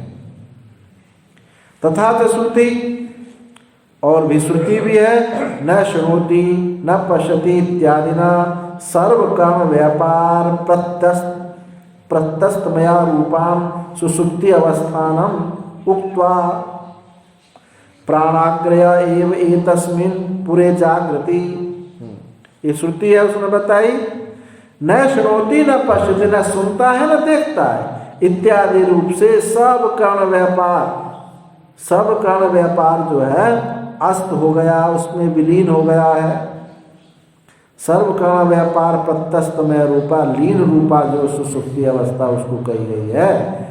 ऐसा कह करके प्राणाग्नय एव एतस्मिन् पुरे जागृति, उसमें प्राण अग्नि ही उस पुर में जागती हैं और सब विलुप्त हो जाती हैं। तो प्राण ही ये भूमा है। ये तस्मिन् पुरे जाग, इस पुर में ये प्राण ही जागता है।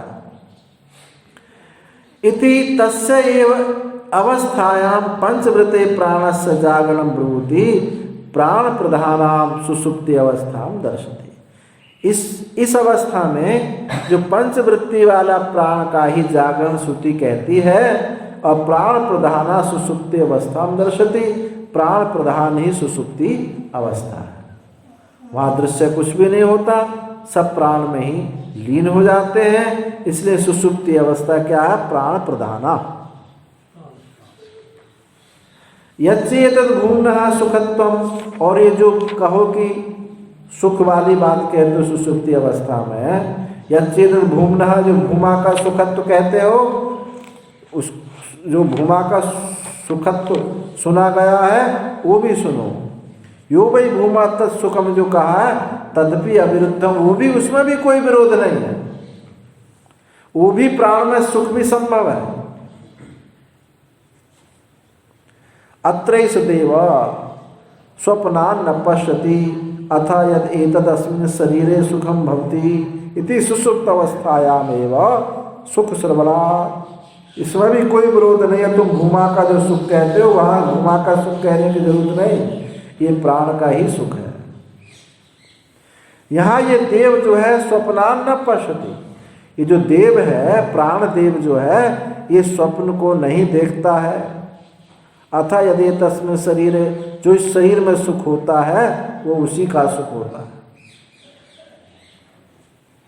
इति सुसुप्त अवस्थायाम एव सुख श्रवणात्, इससे सुसुप्त अवस्था में ही सुख सुना जाता है। श्रुति सुख को कहती है। यच्च, और जो यो वै भूमा तदमृतम, ये जो तुम कहते कि भूमा अमृत है, इति तदपि प्राणस्य विरुद्धम, वो भी प्राण में लागू हो जाता है।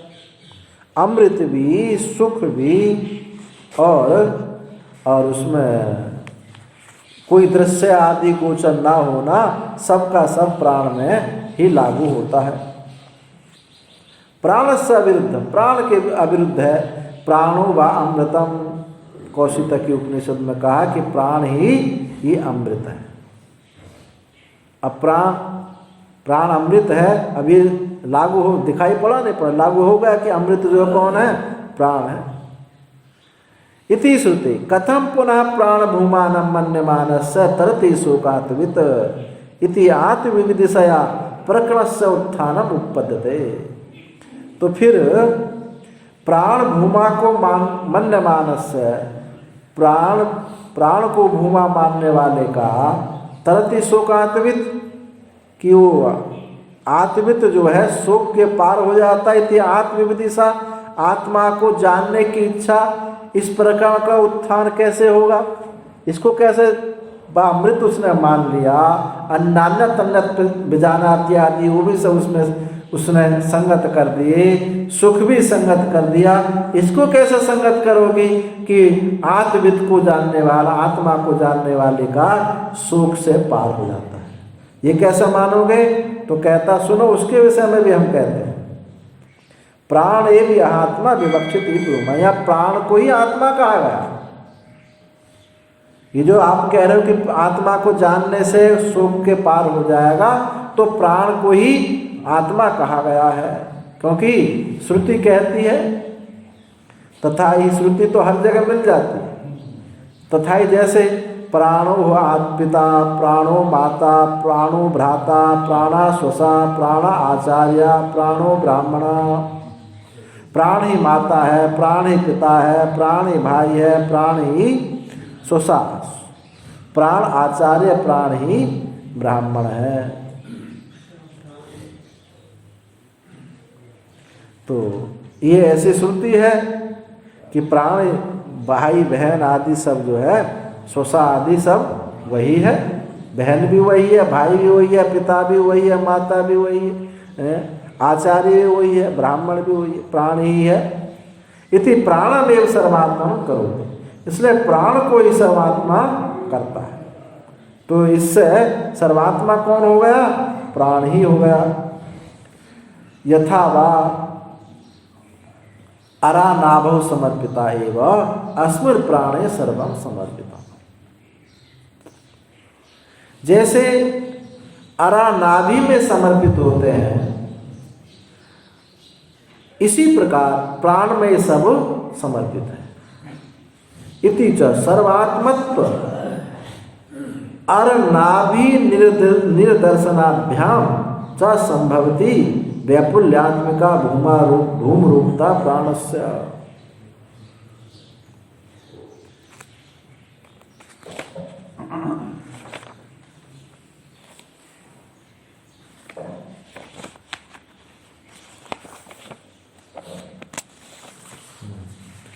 तो कहता है कि जैसे अरे जो है,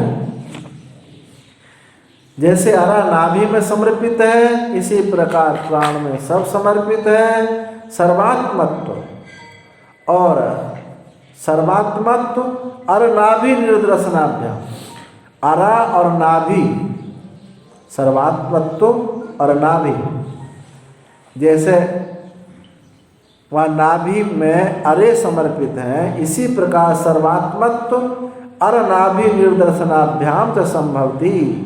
इस प्रकार से वो उसी निर्दर्शन से ये संभव होता है कि उसकी विपुलात्मिका, उसकी बहुलता भी, भूम रूपता भी प्राण की सिद्ध हो जाती है।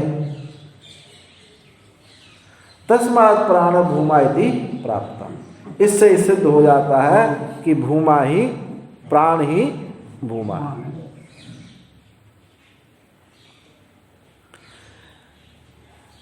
सर्वात्मत्व भी होगा और नाभि, जैसे अरे नाभि में प्रवेश कर जाते हैं, इस प्रकार उसमें सब प्रवेश भी किए हुए हैं। तो कोई ऐसा नहीं मिला जो प्राण में इनका संगत ना हो सके। तो सिद्धांत कहता है तथा इदम उच्यते, इसलिए यह कहा जाता, तुमने जो ऐसा माना है उस विषय में हम कहते हैं परमात्मा ही वह यह भूमा भवितुम अर्हति। परमात्मा ही भूमा होने के योग्य है, और कोई भूमा नहीं हो सकता, ना प्राण नहीं हो सकता। कस्मात् कैसे?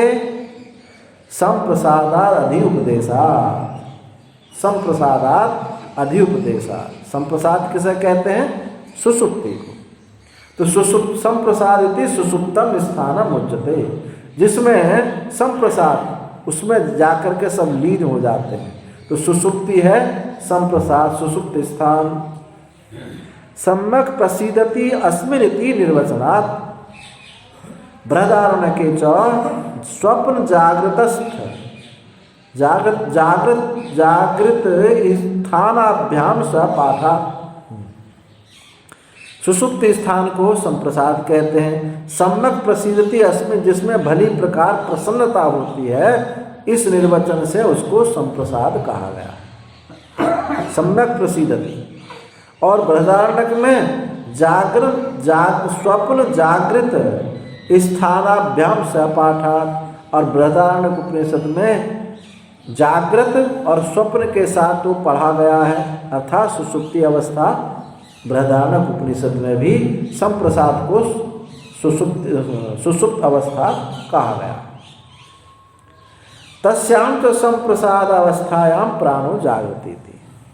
उस संप्रसाद अवस्था में प्राण जागता है, ऐसा प्राणो अत्र संप्रसादो अभिप्रियते। जागता ऐसा प्राण यहाँ संप्रसाद कहा जाता है, प्राण को यहाँ संप्रसाद कहा जाता है। प्राणादूर्ध्वं भूमना उपदिश्य मानत्वात्, और उस प्राण से ऊपर भूमा का उपदेश मिलता है। भूमा का जो वर्णन हुआ है वो प्राण के सबसे बढ़कर के प्राण है, उसके बाद भूमा का निरूपण हुआ है। तो प्राण एव चेद भूमा स्यात् स एव तस्मादूर्ध्वम् उपदिश्येत इति श्रेष्ठतम एव ततः स्यात्। प्राण यदि भूमा होवे तो स एव तस्मात्, वही उससे उपदेश जो है वो किस प्रकार से श्रेष्ठ हो सकता है। यदि प्राणी भूमा हो तो उसके अनंतर उपदिष्ट हो, ये तो बात संगत नहीं होगी। प्राण कहा कि ये प्राण है, अब फिर कहे कि भूमा है। जब प्राणी भूमा है तो फिर उसको भूमा का उपदेश करने की कोई आवश्यकता थी नहीं। प्राण एव चेद भूमा, प्राण यदि भूमा हो गए तो सैव तस्माद, वही उससे ऊपर, वह ही उससे ऊपर, ऐसा कहना शब्द बनता नहीं है कि यही है, अब फिर कहा जाए कि इससे ऊपर यही है, ये बात बन नहीं सकती। उससे ऊपर उपदेश ऐसा अश्लिष्टतरम है, वो जो है असंगत ही होगा। नहीं नामेव नामनो भूय इति नाम ऊर्ध्वम उपदिष्टम, क्योंकि नाम से नाम ही बढ़ करके है। ऐसा किसी को कहा जाए कि नाम से नाम ही बढ़ करके है तो क्या समझेगा? एक नाम कोई दूसरा है, एक नाम कोई और है। ये नहीं समझेगा कि ये नाम और बढ़ करके वाला नाम दो है, जो एक है, ऐसा वो नहीं समझेगा, क्योंकि जो उससे बढ़ करके होता है वो दूसरा ही होता है। तो न ही नामेव नामो भूयः, नाम ही नाम से बढ़ करके ऐसा नहीं होता। नाम ऊर्ध्वम उपदिष्टम, नाम ऊपर उपदिष्ट नहीं हो सकता है। किम तरी, तो क्या होगा कि नामनो अन्य पदार्थं, नामनो अन्नदार्थांतर उपदिष्टम बागाख्यम, नाम से अन्य कोई पदार्थ जो उपदिष्ट होगा, बाग नामक, वाणी नामक अन्य कोई पदार्थ उपदिष्ट होगा, ना कि नाम के ऊपर नाम। तो बाग बाब नाम न भूयसी, वाणी तो क्या बता कि वाणी ही नाम से बढ़ करके है, ऊपर है, ऐसा कहा जाता है। तथा बागादिभ्यो प्या प्राणाद अर्थांतरमेव, और बागादि से भी अप्राणाद, बागादि से भी ये जुड़ना चाहिए। अप्या प्राण दोनों एक डंडा में आना चाहिए। बागादिभ्यो भी अप्राणाद, बागादि से भी प्राण पर्यंत अर्थांतर जो है वो ऐसा ही कहा जाता है। तत्र तत्र ऊर्ध्वम उपदिष्टम, उसके ऊपर वो उपदिष्ट है, उसके बढ़कर वो, उससे बढ़कर के, उससे प्राण तक ये बात कही है।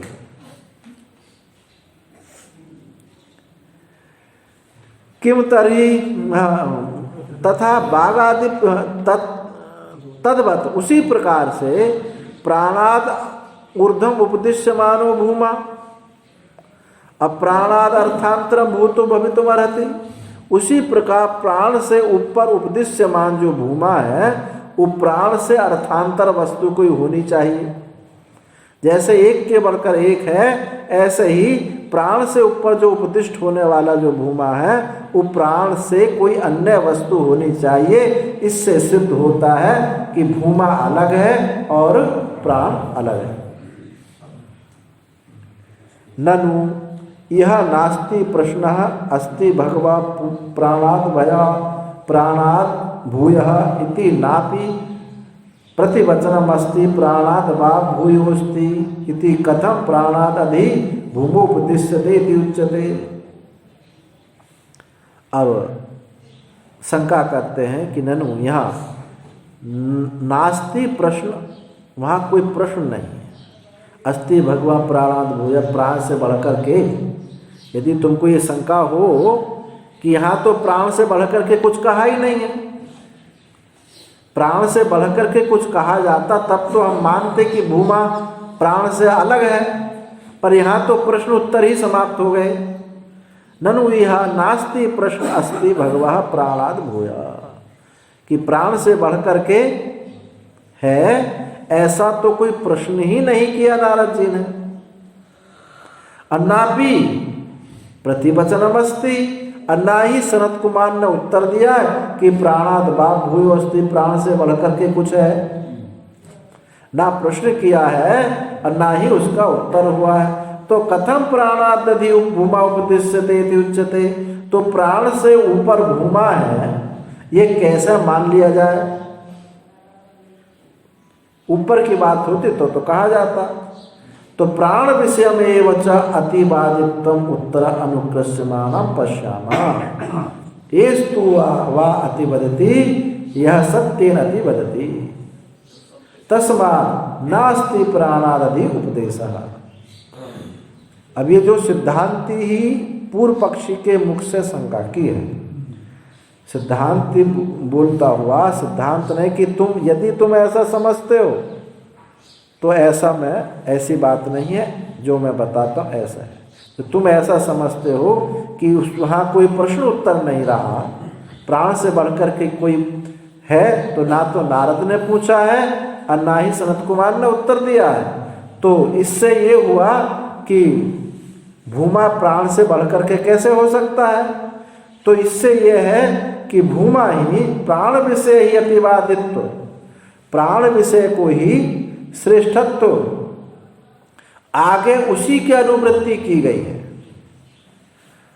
उसे आगे उसी की अनुवृत्ति की है। जैसे आप यहाँ से कहीं जाएं और वहाँ जाने के बाद में और फिर कुछ कोई ये नहीं कहे कि वहाँ जाना है और फिर हम कहते हैं कि इससे ये ऐसा है, तो हमको कैसा लगेगा कि जहाँ हम पहुँच गए इसी का व्याख्यान कर रहे हैं।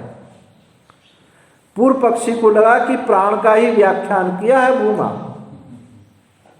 तो उसने ये कहा कि प्राण विषय ही अतिवादित्व, तो आगे उसी की अनुवृत्ति करके हम देखते हैं कि भूमा जो है प्राण का ही व्याख्यान है। ऐसा देखते हुए एस्तु वा अतिवदति, किंतु यह जो अतिवदन करता है वो सत्येन अतिवदति, उस सत्य से अतिवदन करता है। जहाँ तुम पहुँच गए हो वो प्राण को ही सत्य कह रहा है कि सत्य से तुम श्रेष्ठत्व हो।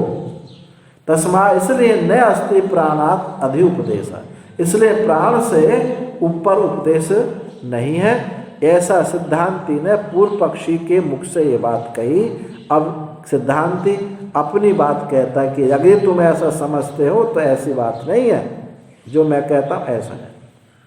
अत्र उच्यते कहते हैं न तावत् प्राण विषय से अतिवादित्वस्य एतद अनुकर्षणम इति संज्ञम वक्तुम। ये जो तुम समझते हो कि प्राण विषय का ही अनुकर्ष हुआ है, उसी का विस्तार हुआ है, तो प्राण विषय का अतिवादित्व का ही यह अनुकर्षण है, ऐसे जो तुम कहते हो वो शक्य नहीं है, उसको ऐसा नहीं कहा जा सकता। विशेष वादात, विशेष कथन होने से, क्या कथन है विशेष?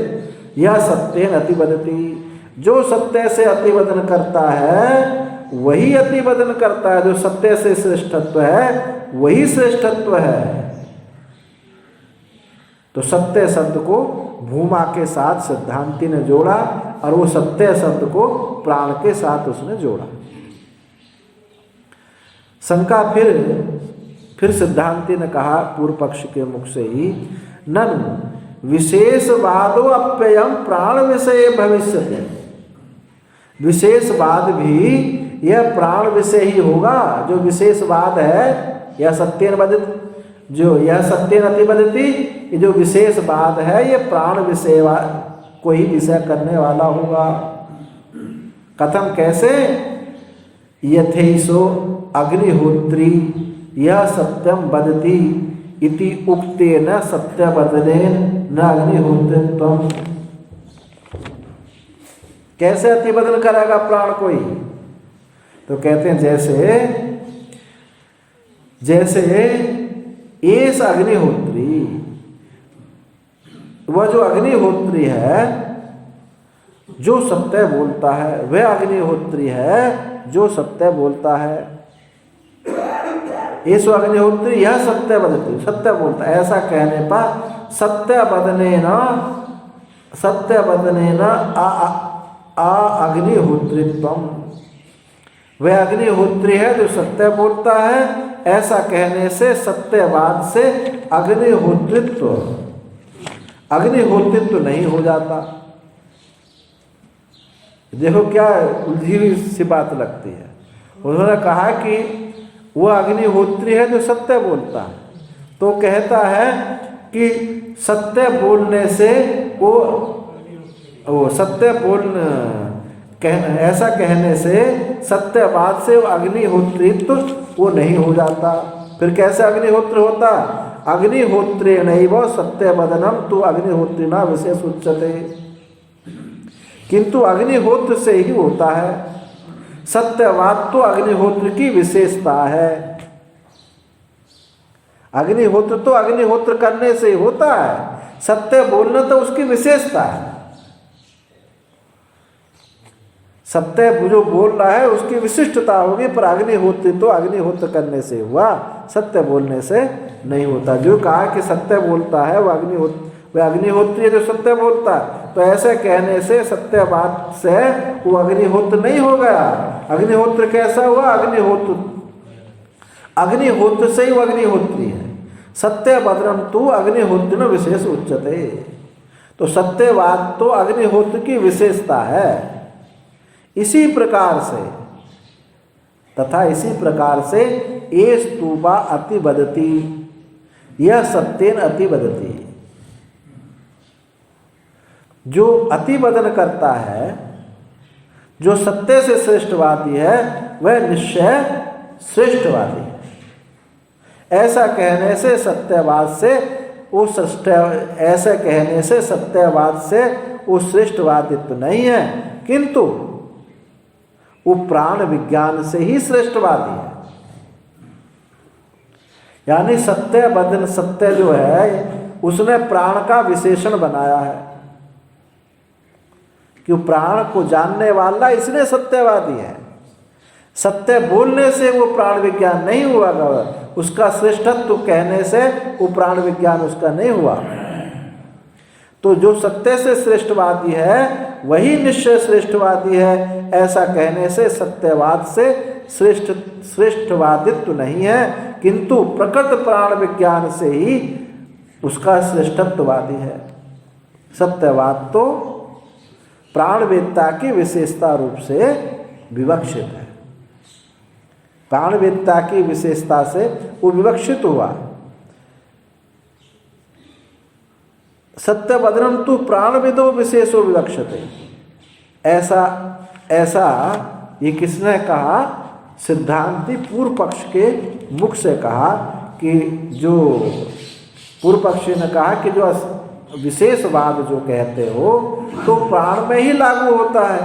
जैसे कि वह अग्निहोत्री है जो सत्य बोलता है, तो यह सत्य वदन से, सत्य बोलने से, सत्य वदन से वो उसका अग्निहोत्र नहीं हो जाता। अग्निहोत्र तो अग्निहोत्र करने से होता है। इसी प्रकार से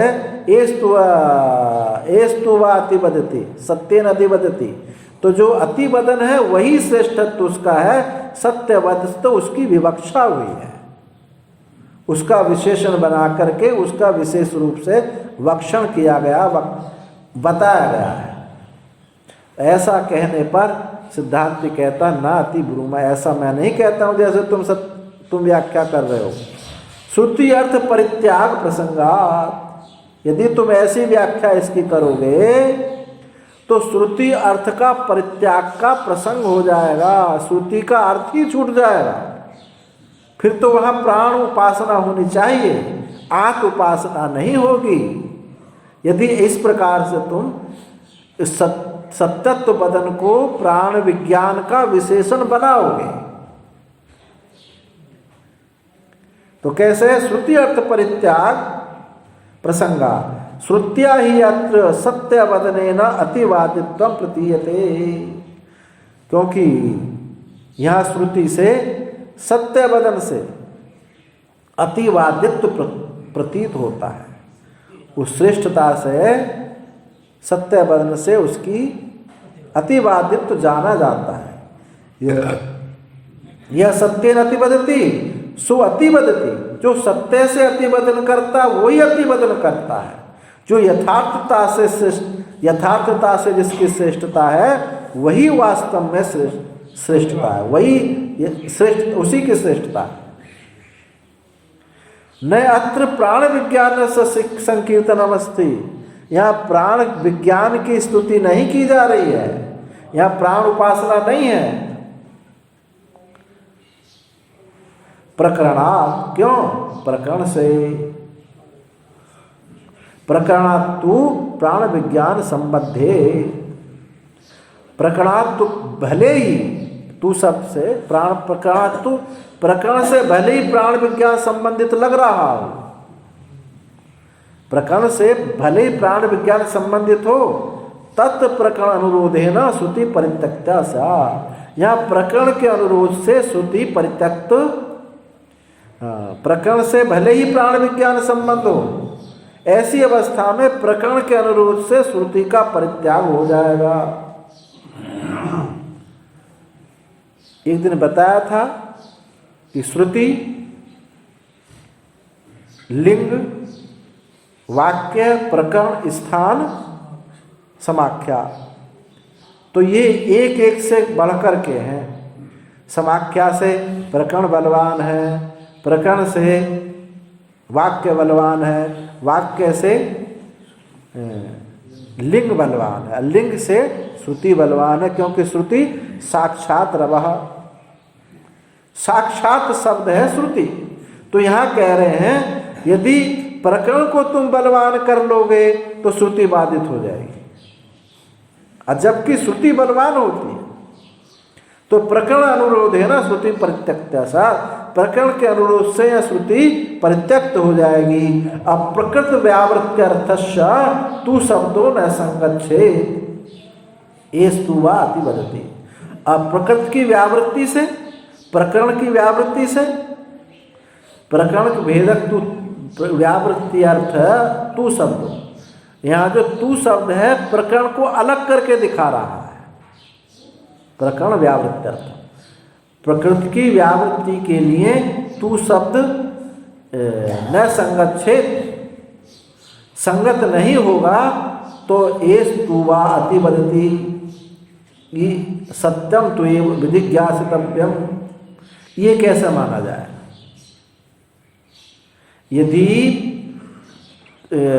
यदि तुम इसको इससे अलग नहीं करोगे, तू शब्द किसको दिखा रहा है? व्यावृत्ति को दिखा रहा है, प्राण प्रकरण से इस बात को अलग करके दिखा रहा है।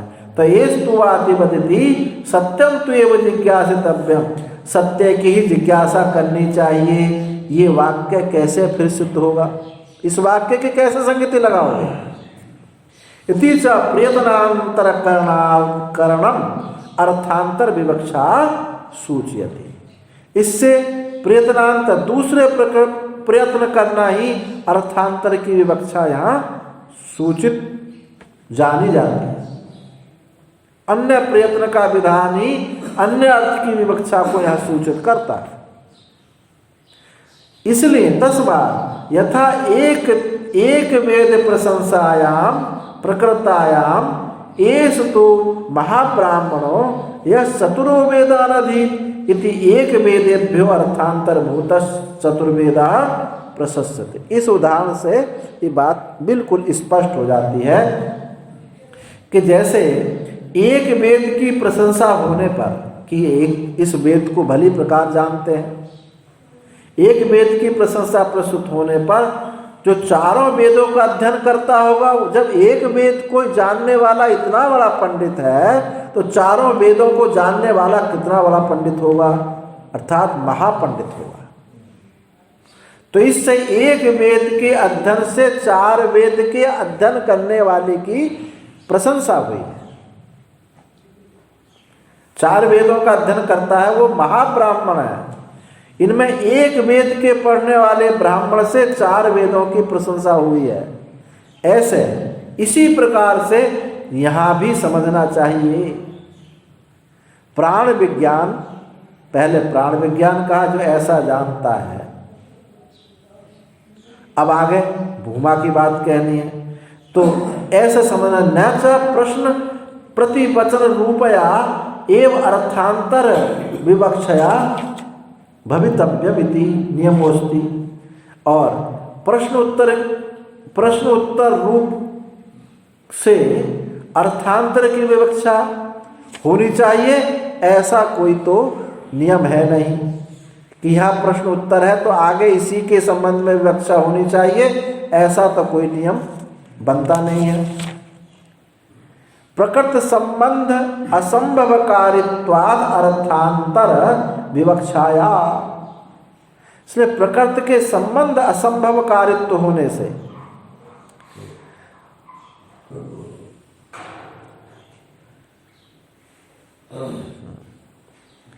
प्रकरण के संबंध का असंभव करने वाला होने से अर्थांतर की दूसरे अर्थ की विवक्षा हुई है। जो पहला प्रकरण प्राण का था, उस प्राण प्रकरण के संबंध से असंभवकारित्व होने के कारण अर्थांतर की, पहले प्राण से उसका निरूपण संभव नहीं था, इसलिए दूसरे अर्थांतर की विवक्षा हुई है। दूसरा अर्थांतर कौन है? भूमा। तत्र प्राणांतम अनुशासनम श्रुत्वा तुष्णीम भूतम नारद स्वमेव सनत कुमारो विपदिष्यति। हाँ, वहाँ प्राण पर्यंत अनुशासन को सुन करके, प्राण पर्यंत उपदेश को सुन करके तुष्णीम भूतम नारद चुपचाप हो गए और स्वयं ही सनत कुमारो विपदिष्यति, स्वयं सनत कुमार ही उनको फिर उपदेश करते हैं कि ये प्राण में ही बंधा हुआ ना रह जाए।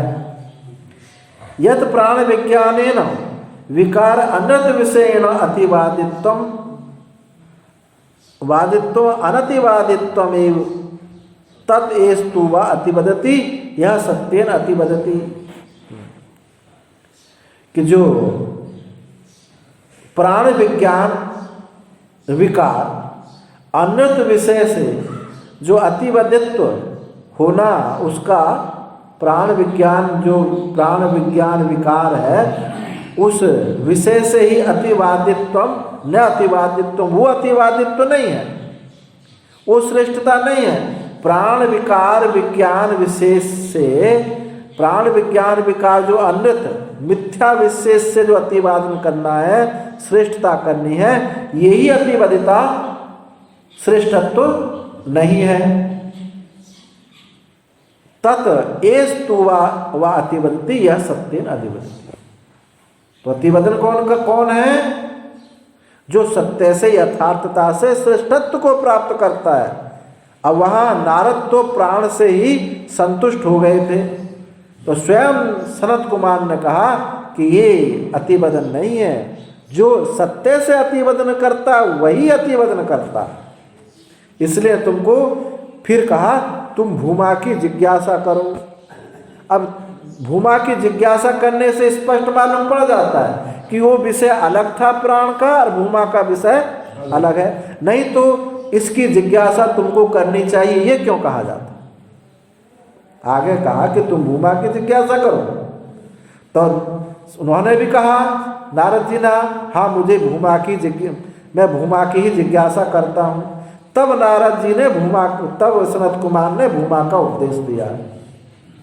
तो भूमा प्राण कैसे हो सकता है?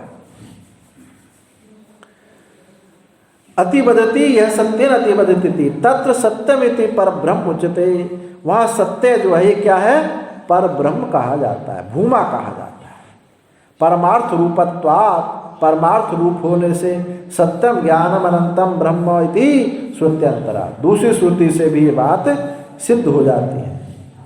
तो तत्र तथा व्युत्पादिताय नारदाय सो अहम भगवा सत्येन अति वदानी, ऐसा व्युत्पादिताय माने सावधान नारद के लिए, सावधान हुए नारद के लिए, जब नारद जी सावधान हुए, जब कहा कि तुझको सत्य से अतिवदन करना चाहिए, जो सत्य से अतिवदन करता है वही अतिवदन करता है। तो नारद जी सावधान हो गए, अरे मैं तो प्राण में ही फंस गया था, प्राण में ही संतुष्ट हो गया था। तो नारद जी सावधान हुए, उन्होंने कहा नारद ने, हाँ सोहम भगवा सत्य न अधिवदानी, हाँ भगवान मैं सत्य से ही अतिवदन करना चाहता, मैं सत्य को ही चाहता। तो इस वाक्य से भी स्पष्ट होता है कि प्राण विभाग वो अलग है और भूमा का विभाग वो अलग है। इति एवं प्रवृत्ताया विज्ञानादि साधन परंपराया भूमानम उपदिशति, इस प्रकार प्रवृत्त नारद के लिए विज्ञान आदि साधन परंपरा से उस भूमा का ही उपदेश करते हैं। तत्र यत प्राणात् अधि सत्यम वक्तव्यम प्रतिज्ञातम, यहाँ प्राण से ऊपर सत्य को ही कहना चाहिए, यही प्रतिज्ञा हुई है। तदेव यह भूमा इति उच्यते, वही ये भूमा कहा जाता है, ऐसा जानना चाहिए। तस्मादस्ति प्राणादि भूमा उपदेशः, इसलिए प्राण से ऊपर भूमा का उपदेश है। अतः प्राणाद अन्य परमात्मा भूमा भवितुम अर्हति, इसलिए प्राण से अन्य जो है परमात्मा भूमा है, भूमा ही प्राण से अन्य परमात्मा ही भूमा होना चाहिए, भूमा के योग्य है।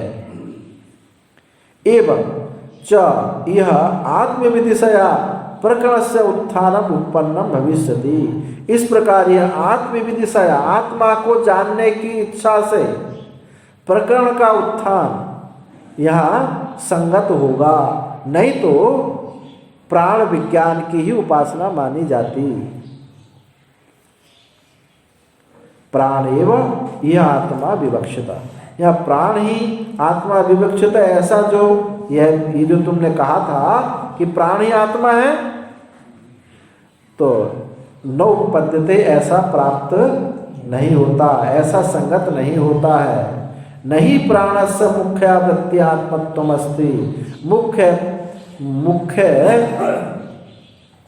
प्राण की मुख्य वृत्ति से आत्मत्व सिद्ध नहीं होता, प्राण को मुख्य वृत्ति से आत्मा नहीं कहा जाता, ये तो गौण वृत्ति से प्राण को आत्मा कहा था। होगा तो न च अन्यत्र परमात्म ज्ञानात् शोक विनिवृत्ति अस्ति, और परमात्मा के ज्ञान के अलावा किसी से शोक की निवृत्ति भी नहीं हो सकती। नान्य पंथा विद्यते अयः, कोई अन्य मार्ग नहीं है, इसके अलावा कोई और मार्ग नहीं थी। श्रुत्यंतरात्, दूसरी श्रुति से ऐसा जाना जाता है।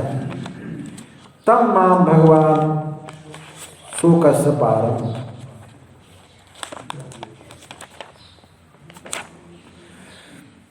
तम माम भगवान शोकस्य पारम तारयतु, हे भगवान मुझको शोक के पार कर दो। इति उपक्रम में उपसंहति, ये जो उपक्रम किया था और उपसंहार क्या है, ये तो उपक्रम बता कि हे भगवान मैं तो केवल मंत्रविद हूँ, और मैंने सुना है कि आत्मविद शोक के पार जाते हैं, तो मुझे शोक के पार करो। ये नारद जी ने सनत कुमार से प्रार्थना की।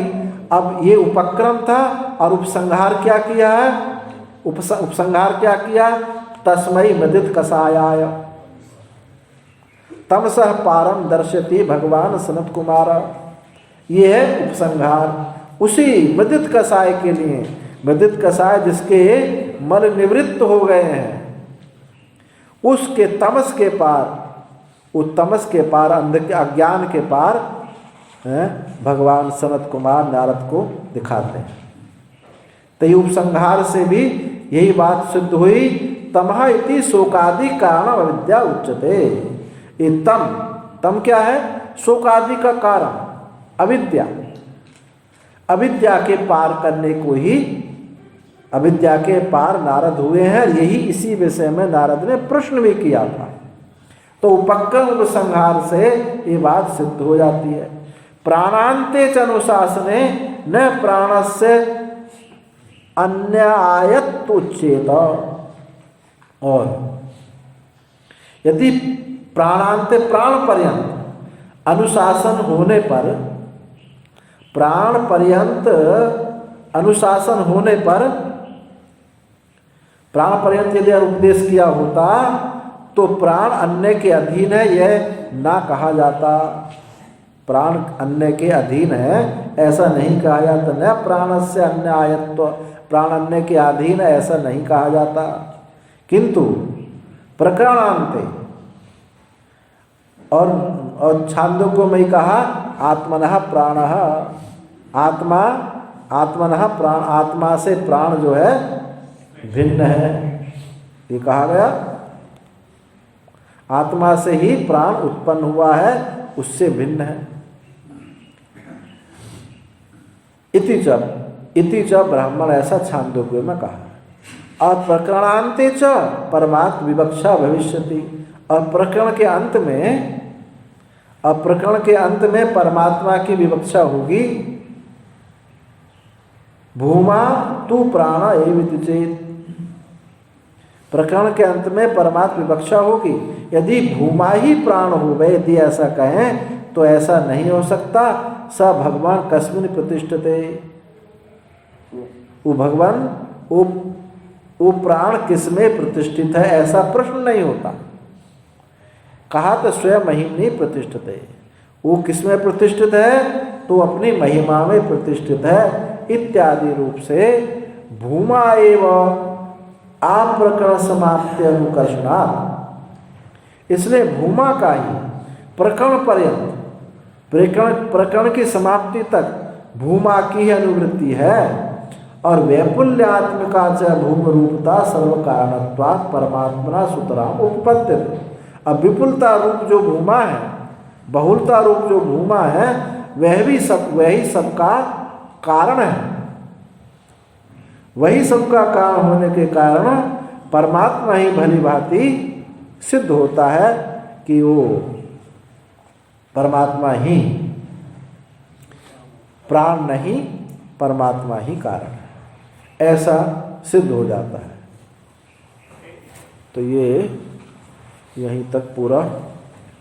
ओम पूर्णमदः पूर्णमिदं पूर्णात् पूर्णमुदच्यते पूर्णस्य पूर्णात् पूर्णमेवावशिष्यते। सर्वे भवन्तु सुखिनः, सर्वे सन्तु निरामयाः, सर्वे भद्राणि पश्यन्तु मा कश्चित् दुःखभाग् भवेत्। ओम शान्तिः शान्तिः।